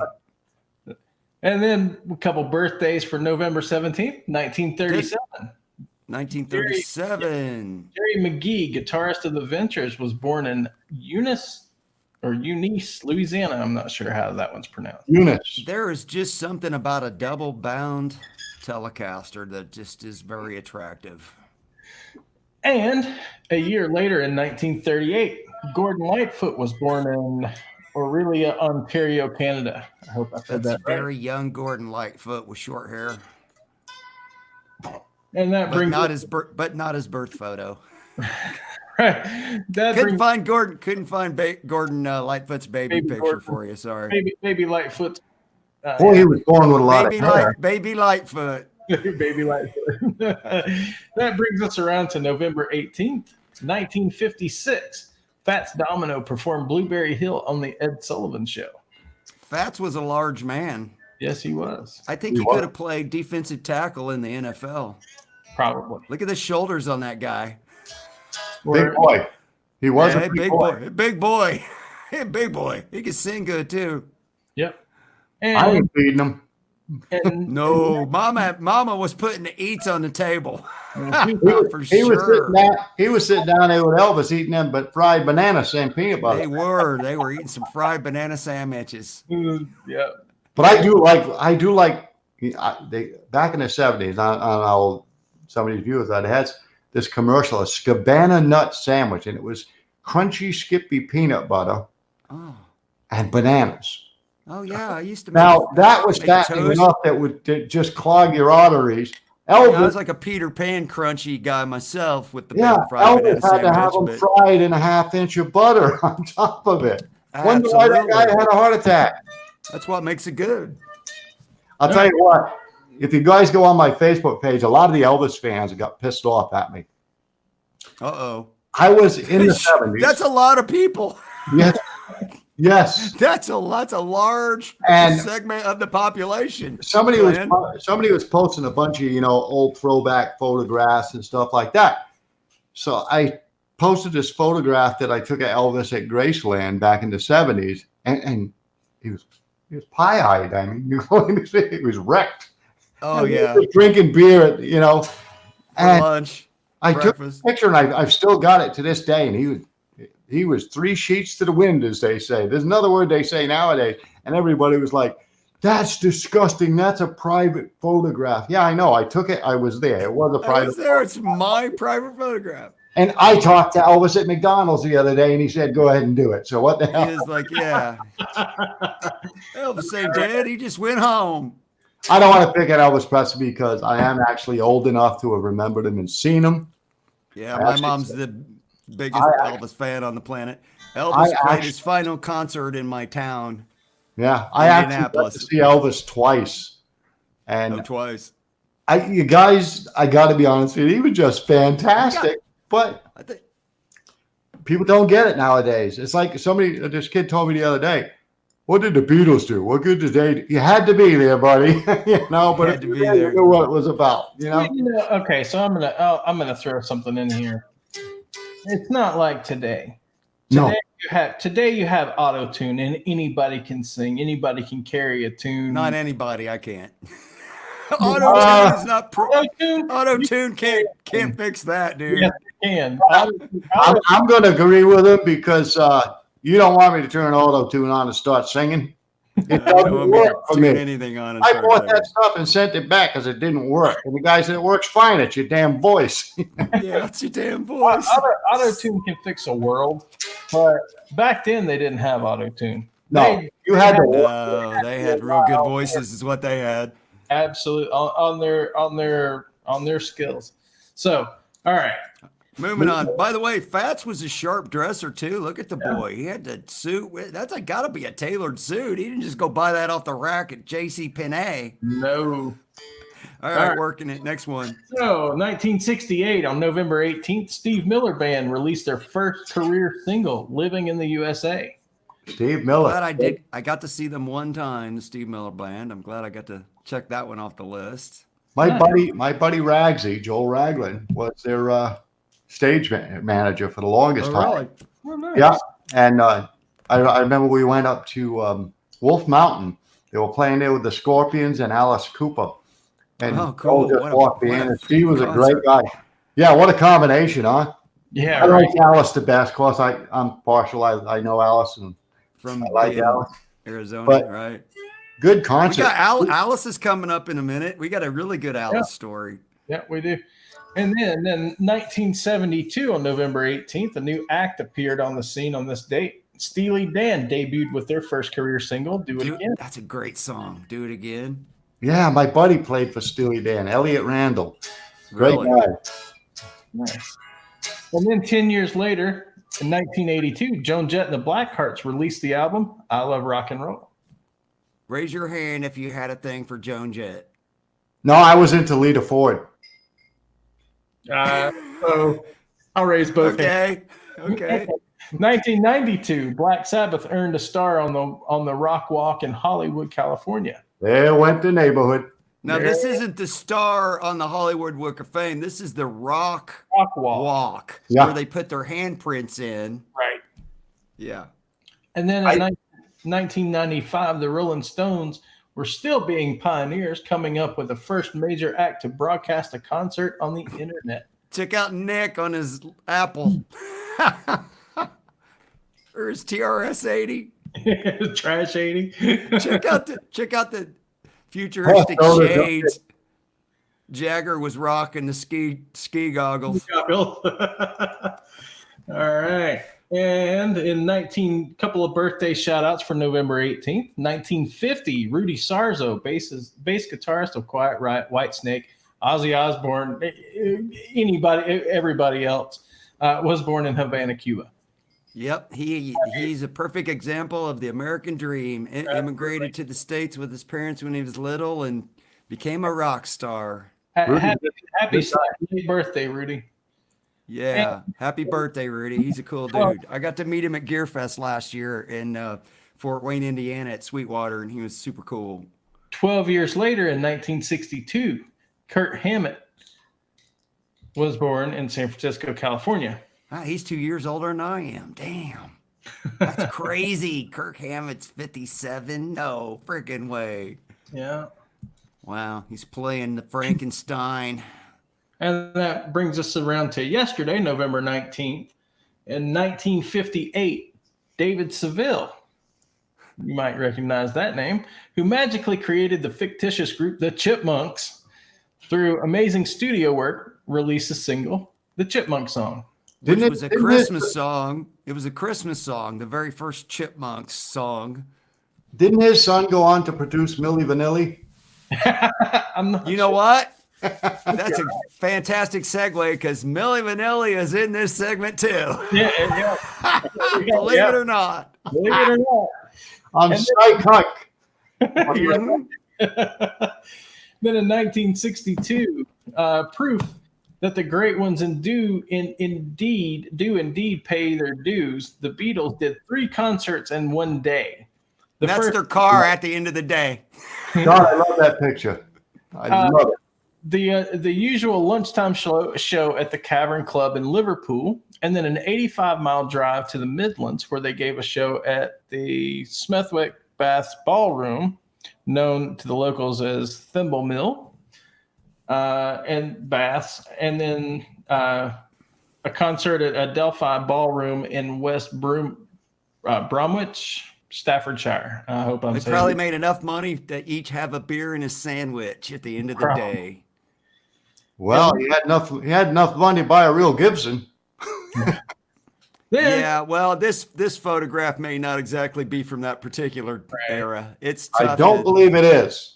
I tried to, I try to find pictures for Dave. He comes up with the list, and I find I'm the photo guy, and sometimes they're just not out there. There's no such photograph, right? Right.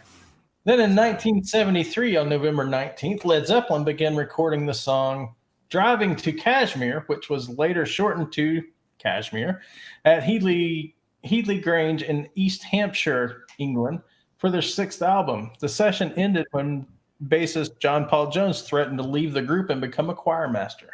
Now, the top photograph is real. The bottom photograph is real, except for the staircase I added in. Now, that's where he played when the levee breaks under the stairs, right? To get that. He played in the foyer. He recorded it in the foyer of the house. In the foyer, yeah, underneath all the stairs, and they stuck his drums up under there, and that's where drummers. They have a drum set there now, and drummers go there to get their picture taken, playing the drums underneath the staircase. Yeah. Jimmy actually told me the story of recording that when I went to the O2 concert in 2007, I believe it was, and Jimmy told me that story. Because the amazing acoustics were so great. Right. And they all lived in different rooms, and it was a massive freaking party. And they were all eccentric. Yeah. And there was like cables running everywhere to this house because the studio guys were trying to figure out how to mic it all up and everything. Yeah. And, 50 filthy rich rock stars. And I forget which song that Plant's sitting out in the little courtyard mic'd up singing, but one of the songs on the album is him singing it out there. He's outside. Yeah. The rest of the instrumentals going on inside. It's that's worse than having Phil Spector in the room. Yeah. And then in 1990, here we're bringing it back around, folks. 1990, Milli Vanilli was forced to relinquish their Grammy Award. What are these people doing on this show? After it was discovered that the singers had in fact done the so they got Grammys, and then everybody found out it wasn't actually them singing, and they had to give the Grammys back. Yeah, and I'll tell you what, I laughed like hell because I couldn't stand them from the first time I saw them. I can't even remember what song it was, but it was really a big hit. Girl, you know. I remember I was at the Whiskey and went over this guy's apartment. Literally, went up the corner there. He went up his apartment building right there. And we went up there, and Mick Mars was there, and Mick and I are standing there, and all of a sudden this video comes on MTV, and it's Milli Vanilli, and Mick Mars looks at it and goes, "I'm never getting up again." Like, are they from like space? What planet? Hey, it could be worse. It could have been MC Hammer. I actually kind of liked MC Hammer a little bit. At least I thought he was clever. I mean, Right. you know. You know what? He was good, but he's like God. He couldn't handle money and needs more. Yeah, he went through his money fast. Yeah, He he burned did, through huh? all that. And what's the other one? Vanilla Ice. They caught him ripping off a Yeah, house while he's doing remodel.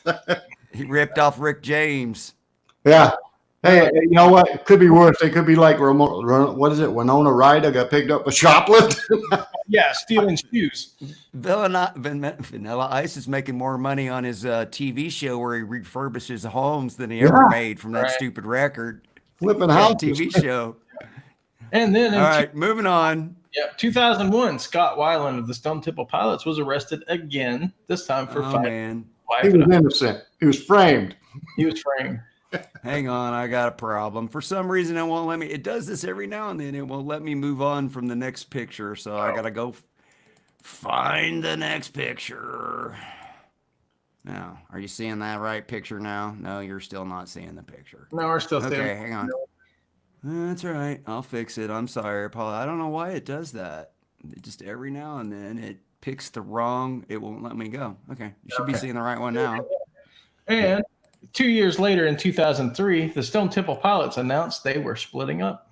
On the same day? On the same day, 2 years later, yes. 2 years later. Yeah. So this is when he gets arrested, and then 2 years later, Yeah, to the the band day. breaks.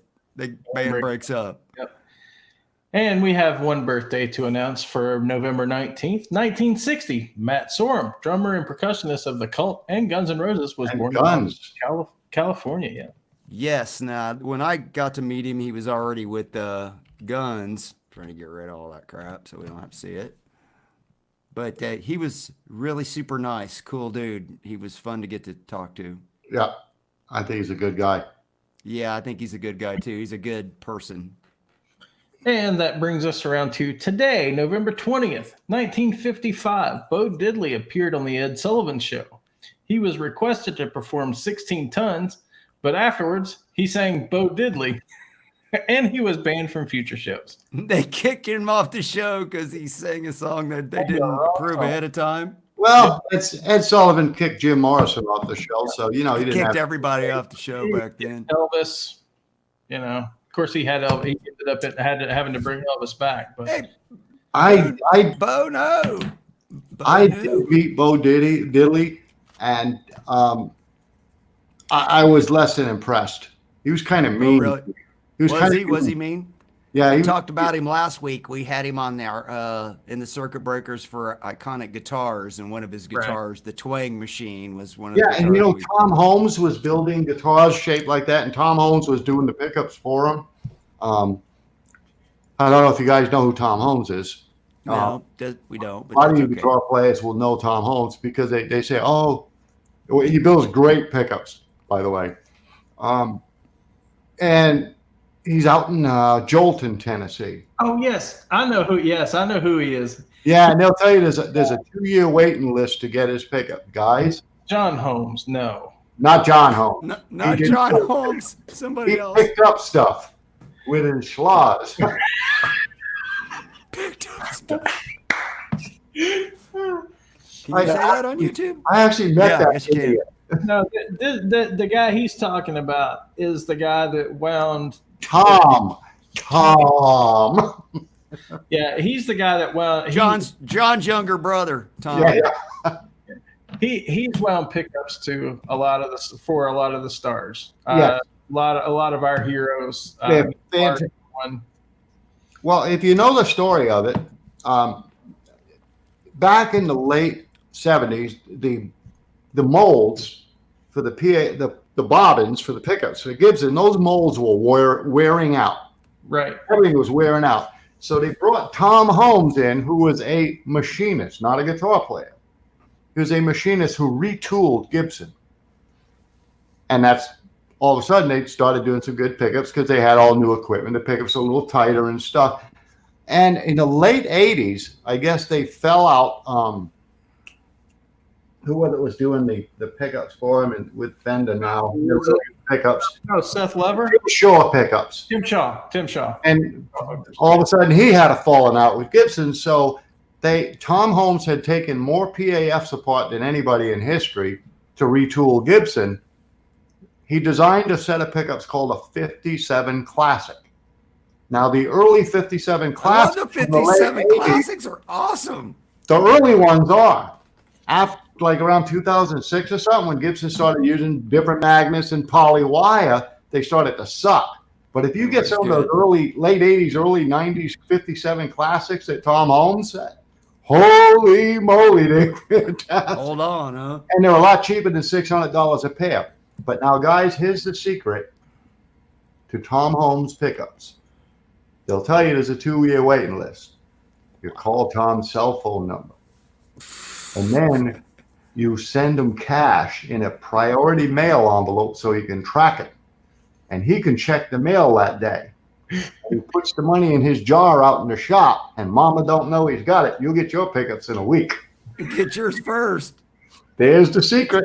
That's like Joe Bonamassa telling Hack and I how to get a $250,000 Les Paul without paying taxes on it. Hey there. I've had a few interactions with Joe. Yeah, we talked to Joe in Nashville, and we had this conversation. We were like, yeah, we saw his great 59. I'm going to back up. We got to move on. We got to move on. Moving on. We'll be here all night. 20th, 1973, Elton John released the single Crocodile Rock in the United States. If nothing else, Elton was flamboyant because that is the costume that he would wear when he performed Crocodile Rock. That's awesome. That costume wasn't as flamboyant as some. No. Also, he's giving Liberace a run for his money. Right. I love Elton John back in the 70s. Holy moly, he was fantastic. Nowadays, he's getting older and now he's not touring anymore. Mm-hmm. But back then, I mean, if you guys watch the movie Tommy and stuff, it was great. Oh, yeah. He's great. Although I think Tina Turner as the Acid Queen just blew him away. Also in 1973, Keith Moon, drummer of The Who, collapsed during a performance at the Cow Palace in San Francisco. A 19-year-old fan, Thomas Scott Halpin, ended up filling in on drums for 3 songs. Okay, so that's Keith Moon on the top. That is the kid that came up out of the crowd and played with The Who. And all the photographs are actually taken from like Super 8 video. And that's like the best photo of the kid's 15 minutes of fame playing the drums for the freaking Who because Keith got too wasted and passed out. How awesome would that be, man? 3 years later, in 1976, Kiss entered the top 10 for the first and only time with Beth. Sung by who? Peter Criss. Peter Criss. I liked Peter Criss. I really did. I don't know. You guys too. He had a great voice. He has the best singing voice of anybody in the band. Kind of raspy, but good. Good. That brings us all the way to 2003. The Rock and Roll Hall of Fame announced its new inductees for 2004. Among those were George Harrison, Bob Seger, Prince, ZZ Top, Jackson Browne, Traffic, and the Dells. Damn it, they snubbed me again. Do you see that? I hope you're impressed with that photograph because that took me about 45 minutes to find anything, and then I ran across that, and it's awesome, actually from that year. That's all the inductees that went in there. You know what? In a cartoon. Go on my Facebook page for Guitar Bazaar and look at the header that I've got with Jimi Hendrix and Clapton. The Last Supper. Yep. And we're all sitting there. Slash and Jimi Hendrix and B.B. King and all them are at the Last Supper. I'm not going to tell you who God is. The Last Supper. Yeah. No, dude, it's great. You really should see it. Yeah, we got So a couple birthdays for today. 1946, Dwayne Allman, elite guitarist of the Allman Brothers, was born in Nashville, Tennessee. What a shame, dude. He was just getting good. Which is an understatement of all time. Also, a year later, 1947, Joe Walsh of the James Gang and the Eagles and solo star was born in Wichita, Kansas. I like Joe. I love Joe. I hung out with him at Bennigan's in Aspen, Colorado, and he actually jumped behind a bar and he was tending bar for a while. He's just a great guy. Happy. I got to see him recently. He opened on Tom Petty and the Heartbreakers last tour. They toured together, and he was fantastic. And he was very, very funny. He was very funny. Yes. In between the songs, he was very funny. He said all kinds of funny shit. He said, he's like Ronnie Dio. He's having a good time, and you can see it. You know, he's he's having a time of his life. Yeah. He was getting ready to play Life's Been Good to Me, and he said, because it was at the Ohio State University arena, and he said, now, I don't know, some of you kids out there may not know this song, but your parents really liked it. Yeah. That's Joe. Yeah. And then they just tore it up. Of course, the place went crazy. Everybody loves that song, right? Moving on. I got a Maserati does 105. I lost my license. I can't drive. Like, that's the best lyric that was ever written. All right, go on. November 21st, 1960. George Harrison was deported from Germany because he was too young to perform there with the Beatles. They kicked him out of Germany, and he had to teach Paul all his guitar parts. Spent the night teaching John Lennon his guitar parts. Then used all the money he had left to purchase train tickets, tips, and taxi fares. He had to get his way back to freaking England. They had to get kicked out of Germany back then. Look how young he is. A three-piece band in Hamburg. God, I mean, George was my favorite Beatle, by the way. I don't care. I'll admit it. I'll tell you what, though. I was running around Motley Crue for a while. They got kicked out of more places than him. They must be more famous. Oh, yeah. But not because they were 18. Because they were tearing the joint up. All right, moving on. 1970. 2 months after his death, Jimi Hendrix had a new #1 song in the UK, Voodoo Child. Yeah, which is how they spell it, which it looks like voodoo chili to me, but it's actually, we pronounce it Voodoo Child. I hate that I'm old because life goes by so fast, you know how that goes. But I'm really fortunate to say Jimi Hendrix really was that good. I saw him. Yeah, he was pretty good, right? That's somebody I wish I could have got to see. It's kind of like Stevie Ray. Stevie Ray was a monster. Yeah. Jimmy. Then 11 years later, Physical by Olivia Newton-John was officially the #1 song. Raise your hand if you had a thing for Olivia Newton-John. Although most radio stations had either Waiting for a Girl Like You by Foreigner or Start Me Up by the Rolling Stones as the top song. That is a Bill Murray move. was officially the #1 song. The Police had the only new song in the top 10 with Every Little Thing She Does Is Magic. That's a pretty good week, regardless of which one of those you consider to be the #1 song of the week on the top 40. Yeah. And then by the way, I didn't have a crush on Olivia Newton-John because of Physical. It was because of Grease. Sandy at the end. Slut Sandy. Slutty Sandy. And then 2 years later, in 1983, the legendary Thriller video by Michael Jackson premiered in movie theaters in Los Angeles. I met Michael. Oh, you did? Really? You got to meet Michael, huh? MJ. I'm not going to give my views on him. Because, that's probably a good idea. Never after me. But I will say, YouTube. You can't do that on here. I hung out at Neverland. It was a business thing. No kidding. I actually drank with Michael. Did you ride the Ferris wheel and the I merry-go-round? didn't ride the Ferris wheel, but he was very cordial, very nice, and I turned him down for the program that I was working for Elizabeth Taylor, and I turned him down, and he was pissed, to say the least. Oh, no kidding. He wouldn't talk to me anymore. But in all honesty, you know what? There's some other issues with him. I'm not going to give my views on it because you get attacked, and there's too many fans there. Yeah. That's the same level of fandom that Elvis has. I will say this much. See the girls that did that Thriller video? Yeah. My buddy Ronnie North hired them to dance in one of his videos, and they were cool. Is that John's other brother, Ronnie? No, that's Ronnie North. Check him out sometime. Peter's brother. Peter's brother.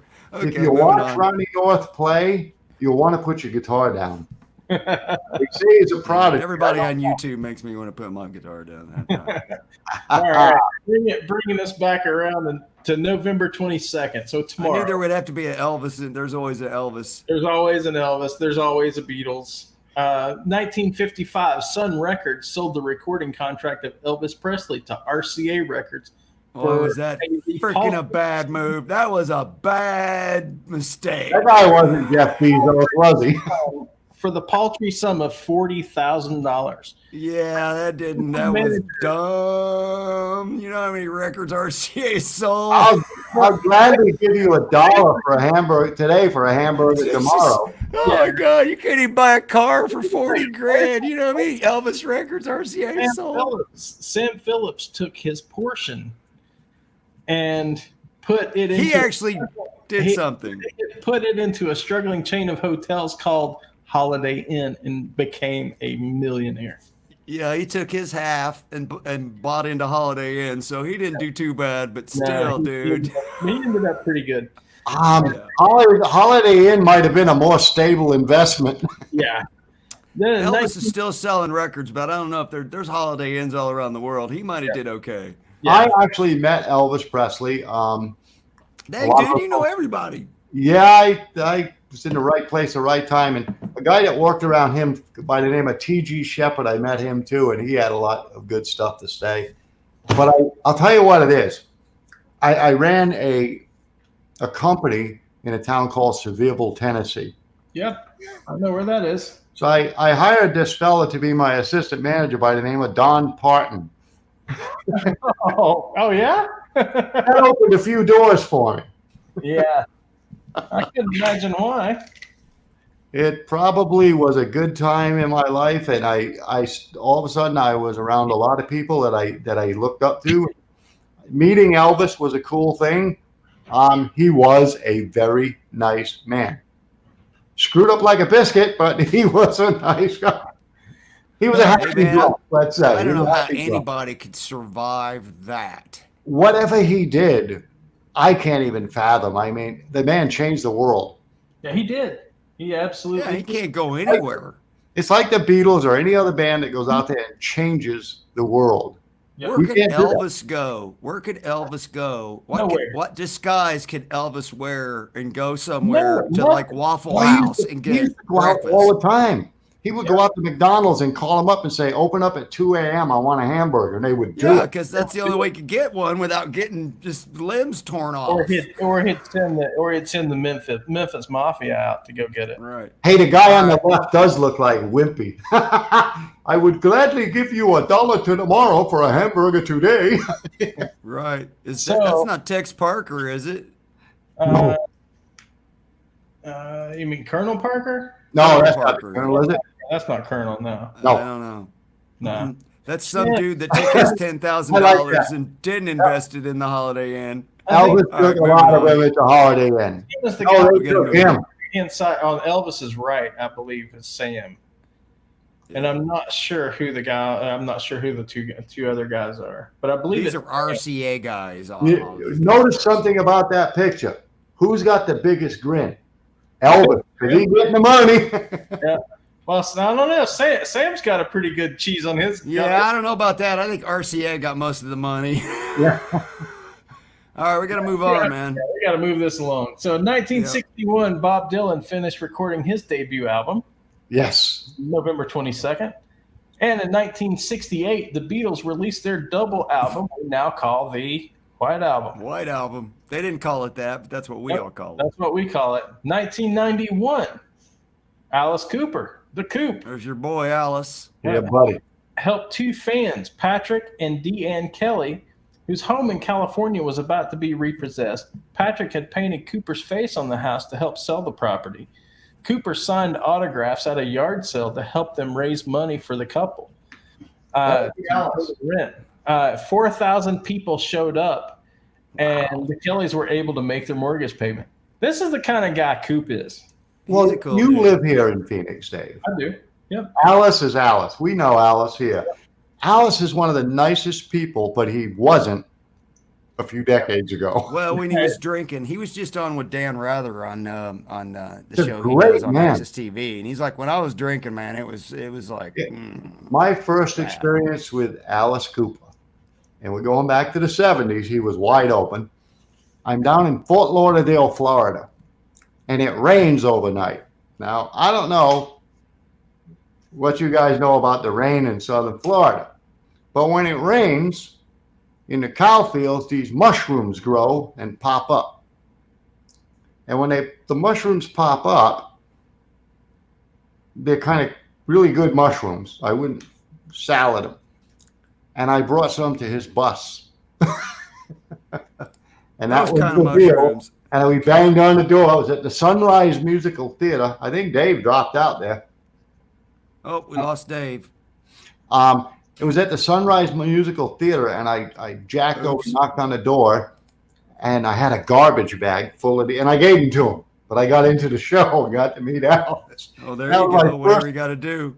Yeah, it was my first interaction with him. Dave probably needed a bathroom break. Yeah. I've been going a couple hours. Alice is so much different now. He's such a nice guy, and he helps the community. He does a lot. He had a great restaurant here in Phoenix. They just closed it. Oh, that's Cooperstown. The chili, the Nightmare Chili, is just to die for. I loved it. Nightmare Chili. Yeah, Nightmare Chili. It was a cool place, and I'm sorry to have seen it close, but I mean, the economy just not feeding that restaurant anymore. It's a nice place, and he used to do concerts there, and he'd walk in and buy people's dinner and stuff. And I love Alex. He's a great guy. He's just a really good person. Strange. Hope we didn't lose Dave permanently. Huh? I said, hope we didn't lose Dave permanently. We have got a lot of rain and stuff here in Phoenix, and it doesn't rain a lot, so internet connections could fluctuate. I doubt he might have just dropped out. He's got the script to the rest of the pictures here, so I'll give him a minute to see if he's coming back or not. Okay, so in 2002, my oldest sister started dating this guy. We'll just vamp for a minute. See if Dave comes back. His power may have dropped. I don't know. Because we're getting some pretty good storms, and when you have an area where it doesn't rain, there he is. He's back. Did you need a potty break or? Yeah, I was floating, man. Okay. And you're floating. I'm sorry. You just don't want to see us to see you running. Well, we've been going 2 hours. We got to wrap it up. We still got a dozen more of these before we get to the next segment. So we got to move through here, man. Burn through these. 1997, Michael Hutchence, lead singer of INXS, was found hanging in his hotel room at the Ritz-Carlton in Double Bay, Australia, dead from suicide at the age of 37. Kind of a sad. That was a shame. I like Michael Hutchence. I hate to say it was a kind of a pop rock band, but I liked him. I liked him. I met him when I drove for him. It was good. All right, next one. 2003, ZZ Top, which first played at the Compaq Center in Houston, Texas, and in 1975 became the final rock band to play the venue. So they played the first show and the last show. First and last. In their hometown of Houston. Yep. Rock on the boys. That brings us to Saturday, November 23rd, 1899. The first jukebox was placed in the Palais Royal Hotel in San Francisco, California. 1899. My grandpa was 1 year old. Think about it. 1964. The Rolling Stones were late for radio shows. Top Gear and Saturday Club. They were banned by the BBC. I never knew that there was a show called Top Gear back in the day, like the TV show Top Gear that's on BBC that's about cars. I didn't know about that. Yeah. The guy got older. Rock stars wouldn't let him into the gigs no more, so he's dealing with vintage cars now. Is that the story? I don't know. 1968, November 23rd, after Dusty Springfield had recommended Jimmy Page to, I'm going to butcher this name, Ahmet, yes. Ahmet. That guy's like one of the most famous producers of all freaking time. That guy signed everybody. Head of Atlantic Records. Yeah. Manager Peter Grant finalized the deal that gave the group their recording contract. Yeah. It was Dusty Springfield that helped that along. Yeah, she put the two together. Yeah. Well, I think something got put to her, to be honest with you. Yeah. Well, I'm sure that happened too. Why wouldn't you? Why wouldn't you? It was a strange time. Yep. 1968, Steve Miller Band, debuted on the chart with his first single, Living in the USA. So he released it a few days ago and actually debuted in the chart a couple days later. Wow, so, that was sweet. That was good. Yeah. That was nice. Yeah, he oh gosh. Had to be there for that one, you know? Right. Guitar Hack's favorite band. And then 1975, Bohemian Rhapsody. Besides Pink Floyd. Landed at number 1 on the UK chart. It would not relinquish this position for 9 weeks. Wow. Good run. I was a Queen freak. I liked Queen. I saw him at least 4 or 5 times. I only got to see him once. It was you know what it was about then. Freddie controlled the world when he was on stage. He had the crowd eating out of his hand. 1993, Metallica releases the album Garage Incorporated. I don't know that one too well. That was basically their throwback, like unreleased from like the metal up your ass stuff like demos or stuff that got recorded that never made it onto other albums. Same stuff, yeah. Gotcha. Easy money. Also, the same day, Metallica released their first live album, the box set Live Shit Binge and Purge. Shit, binge and purge. That's the name of it. Oh man, I think that brings us to the end of that is all the in the name of rock history. Rock history. It is. Wow. Well, that was a pretty good one tonight.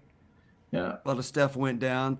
So the next story, this is flick the switch with a question mark. Will AC/DC tour in 2020? That's what the Black Crowes manager, Mark, and I cannot pronounce this guy's name. I have no idea, so I'm just going to spell it. It's DIDIA. Have no idea. But the Black Crowes manager was on the Howard Stern show last week, and that's where all these bombshells popped out. So not only did he say Motley Crue was going to tour with Def Leppard and Poison, he also said that AC/DC is putting together a new album and they are going to tour the world to back it with the current lineup, which includes Stephen Young Jr., which is Malcolm and Angus's nephew on rhythm guitar, but with Brian Johnson back on the vocals. And of course, if you're familiar with their last tour, Brian had to quit in the middle because he had problems with his ears. Yeah. Started losing too much. And he was replaced by... Not one of my favorite people, but he is from my hometown of Lafayette, Indiana, Axl Rose. So big rumor, flick the switch. Now, the deal is there's no official confirmation from anyone from AC/DC or their management. This all came on the Howard Stern show, pretty much like the Motley Crue. That the Motley Crue thing has not officially been said, yeah, we're doing that either. Motley Crue will be going on tour. I'm sure they will for $150 million. Right. Hell yeah, they will. They're friends of mine. I know they will. Yeah. As a matter all right. Moving on to the next one, Dave. This one's you. This is another cool. Look at that Marshall. You see that Marshall sitting there? Yeah. Bought it off of Mick. Oh, sweet. I know he's got a room full of them. Yeah. Wouldn't that be nice? Like that, like whatever you want. Right. Mm-hmm. So Marilyn Manson is said to be joining Ozzy Osbourne on his rescheduled tour date. It's gonna so Ozzy had to cancel his European tour, but now he's doing an American tour. He's got the American tour supposed to start in May, and now Marilyn Manson is signed up to open for Ozzy. Hopefully, let's hope Ozzy's neck gets healed up because that would be interesting. Sharon Osbourne and Marilyn Manson sitting at the dinner table together. That would be like, I would love to be a fly on the wall for that one. Oh yeah, both. Yeah, which one is Satan and which one is Satan's anus? Which one throws the wine in the other one's face? Right. All right. Okay, moving on. I'll tell you, the little woman, we're down there with Ozzy down in Tempe, and the little woman hates cameras. You know, she doesn't want to be bothered by it. Unless she's getting paid to be in front of it. No, she don't. She believes, keep the camera away from me. Leave me alone. She's kind of private. My little woman is just a peach. And you, Dave, you've met her. And I'm talking to your wife. I thought you meant Sharon Osbourne. No. And my bad. I'm talking to Ozzy, and the cameras are going off, and she's wanting out of there. She's like, camera's going off. Let's go. And then Ozzy calls me up, and he goes, hey, I think your little woman's on drugs. And I'm like, what are you talking about? She wouldn't talk to me. She stood there like a statue. There's something going on there. I said, Ozzy, first of all, girl's never taken a drug in her life. She's Korean. They don't do that thing. And by the way, bro, isn't that the pot calling the kettle black? He goes, mate, you got me there. Got me there. Oh, man. All right, so Manson Ozzy tour. Look for that this summer. That's I'm going. All right, so this next story, the next couple are supposed to be funny. We'll find out if they are or not. This one's called Messing with Sasquatch. It's Vince Neil. It is. Eat a salad, Vince. Get back on tour. So this story goes, have you seen Bigfoot? An 8-foot, 300-pound statue of Sasquatch went missing from outside Mattress Monster in Boynton, Florida recently. Boynton Beach, Florida. Police said the statue is valued at $3,000. And of course, there is no surveillance footage of the theft because, well, it's Bigfoot. Why would there be any footage? I like Crowbar's comment. Sign on the all-you-can-eat buffet. Vince, don't go away mad. Just go away. I was talking to my buddy Jim the other night, and Jim used to play at the band, I think it was Virgin.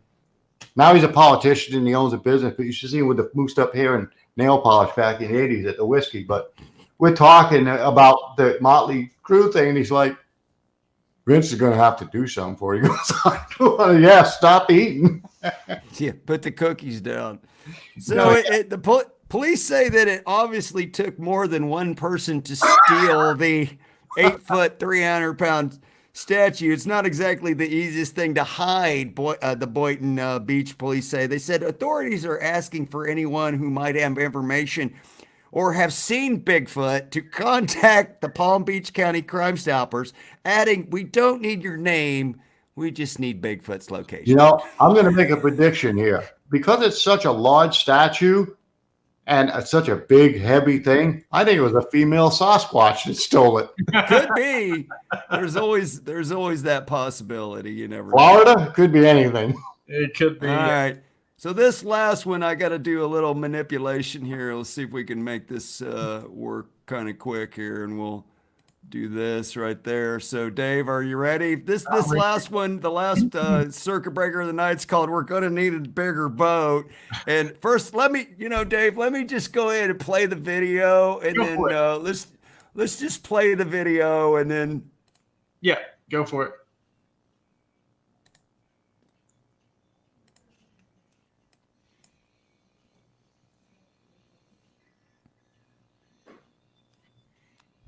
Can you hear the volume at all?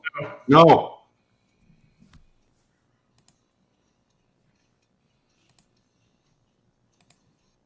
Let me try that again, boys. Let me try it again because I forgot one little thing you have to do in the stupid StreamYard deal. So here we go again. Take 2. Great White Sharks!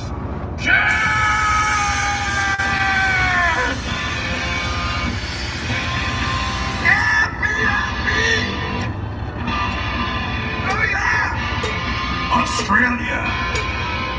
Where else? Oh yeah. You think I love them oh so bad. You're not the only one I've ever had. And you say you want to set me free. Don't you? I wonder if did they pump in some extras? Okay, so that's enough of that. So, Dave, why don't you tell us what we're looking at? So, Kiss cancels their Australian tour, but the show must go on for Great White Sharks. Only in Australia. Oh no! So that's Kiss. So that's Kiss. Minus Paul Stanley playing on the back of a boat. If Gene can make $1, he's going to make it. There are some things that actually shouldn't be done. That's one of them. At least one of them. Well, that's why it's good to be me. I just have to shake Where's my your next gig, Dave? Exactly. There ain't one. Tempe Lake on the back of a boat. There are some things that should not be done, Glenn, and that is one of them. That is one of them. Yeah.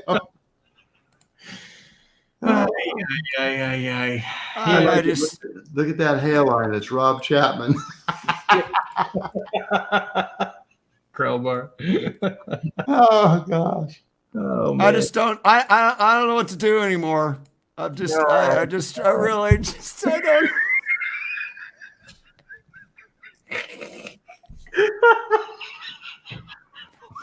Oh man, Brian.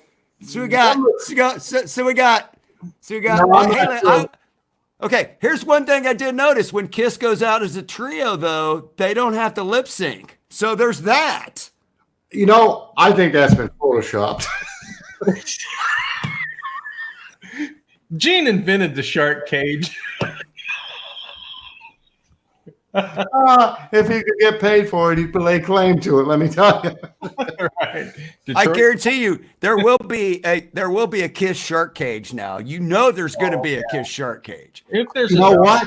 When maybe, you go look on the back of the package, it's going to say sold and marketed by Gene fucking Simmons. And thus endeth the circuit breakers portion of the show. and that brings us to the close of episode number 17. Oh my goodness. Thanks for watching, everybody. Thanks everybody for hanging in. We do have a couple of quick announcements. Yes. Next week there will be no Thursday show. However, due to scheduling and next week being Thanksgiving and Wednesday being a heavy travel day, we're actually moving our show to Monday night. Sorry if we're stepping on any toes, but that's the way it goes. It is what it is. If you can't watch it live because you got somebody else's channel that you want to watch the replays, right? Thanks, Christine. Thank you, buddy. We're going to have Lawrence Petros on next Monday night. That ought to be good. Same bat time, same bat channel. And yeah, that was it. Thanks. Please like and subscribe. Do we all have to sing Happy Trails now? No. No, we don't have to do that. Especially that guy. Gene singing to the Sharks. Gene singing to the Sharks that's what took us out. Yeah, if we sing Happy Trails, they'll put us in a shark cage and sink it. That guy. If I sing on YouTube, they'll ban this channel, so we can't do that. Oh man. All right, man, we better wind this bad boy up. So next week, don't forget Lawrence, good guest, but it's going to be Monday night, okay? And we, if we're bumping up against you, we're sorry, but that's the best we could do because here in the States, Wednesday is the biggest travel day of the year, and everybody's traveling, including myself. I don't know about you, Dave, but I'll be on the road going to Grandma's house for turkey. So you know how it is.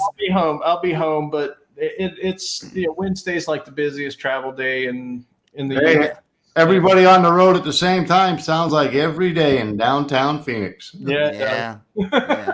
Or the 101 or the 101 Scottsdale.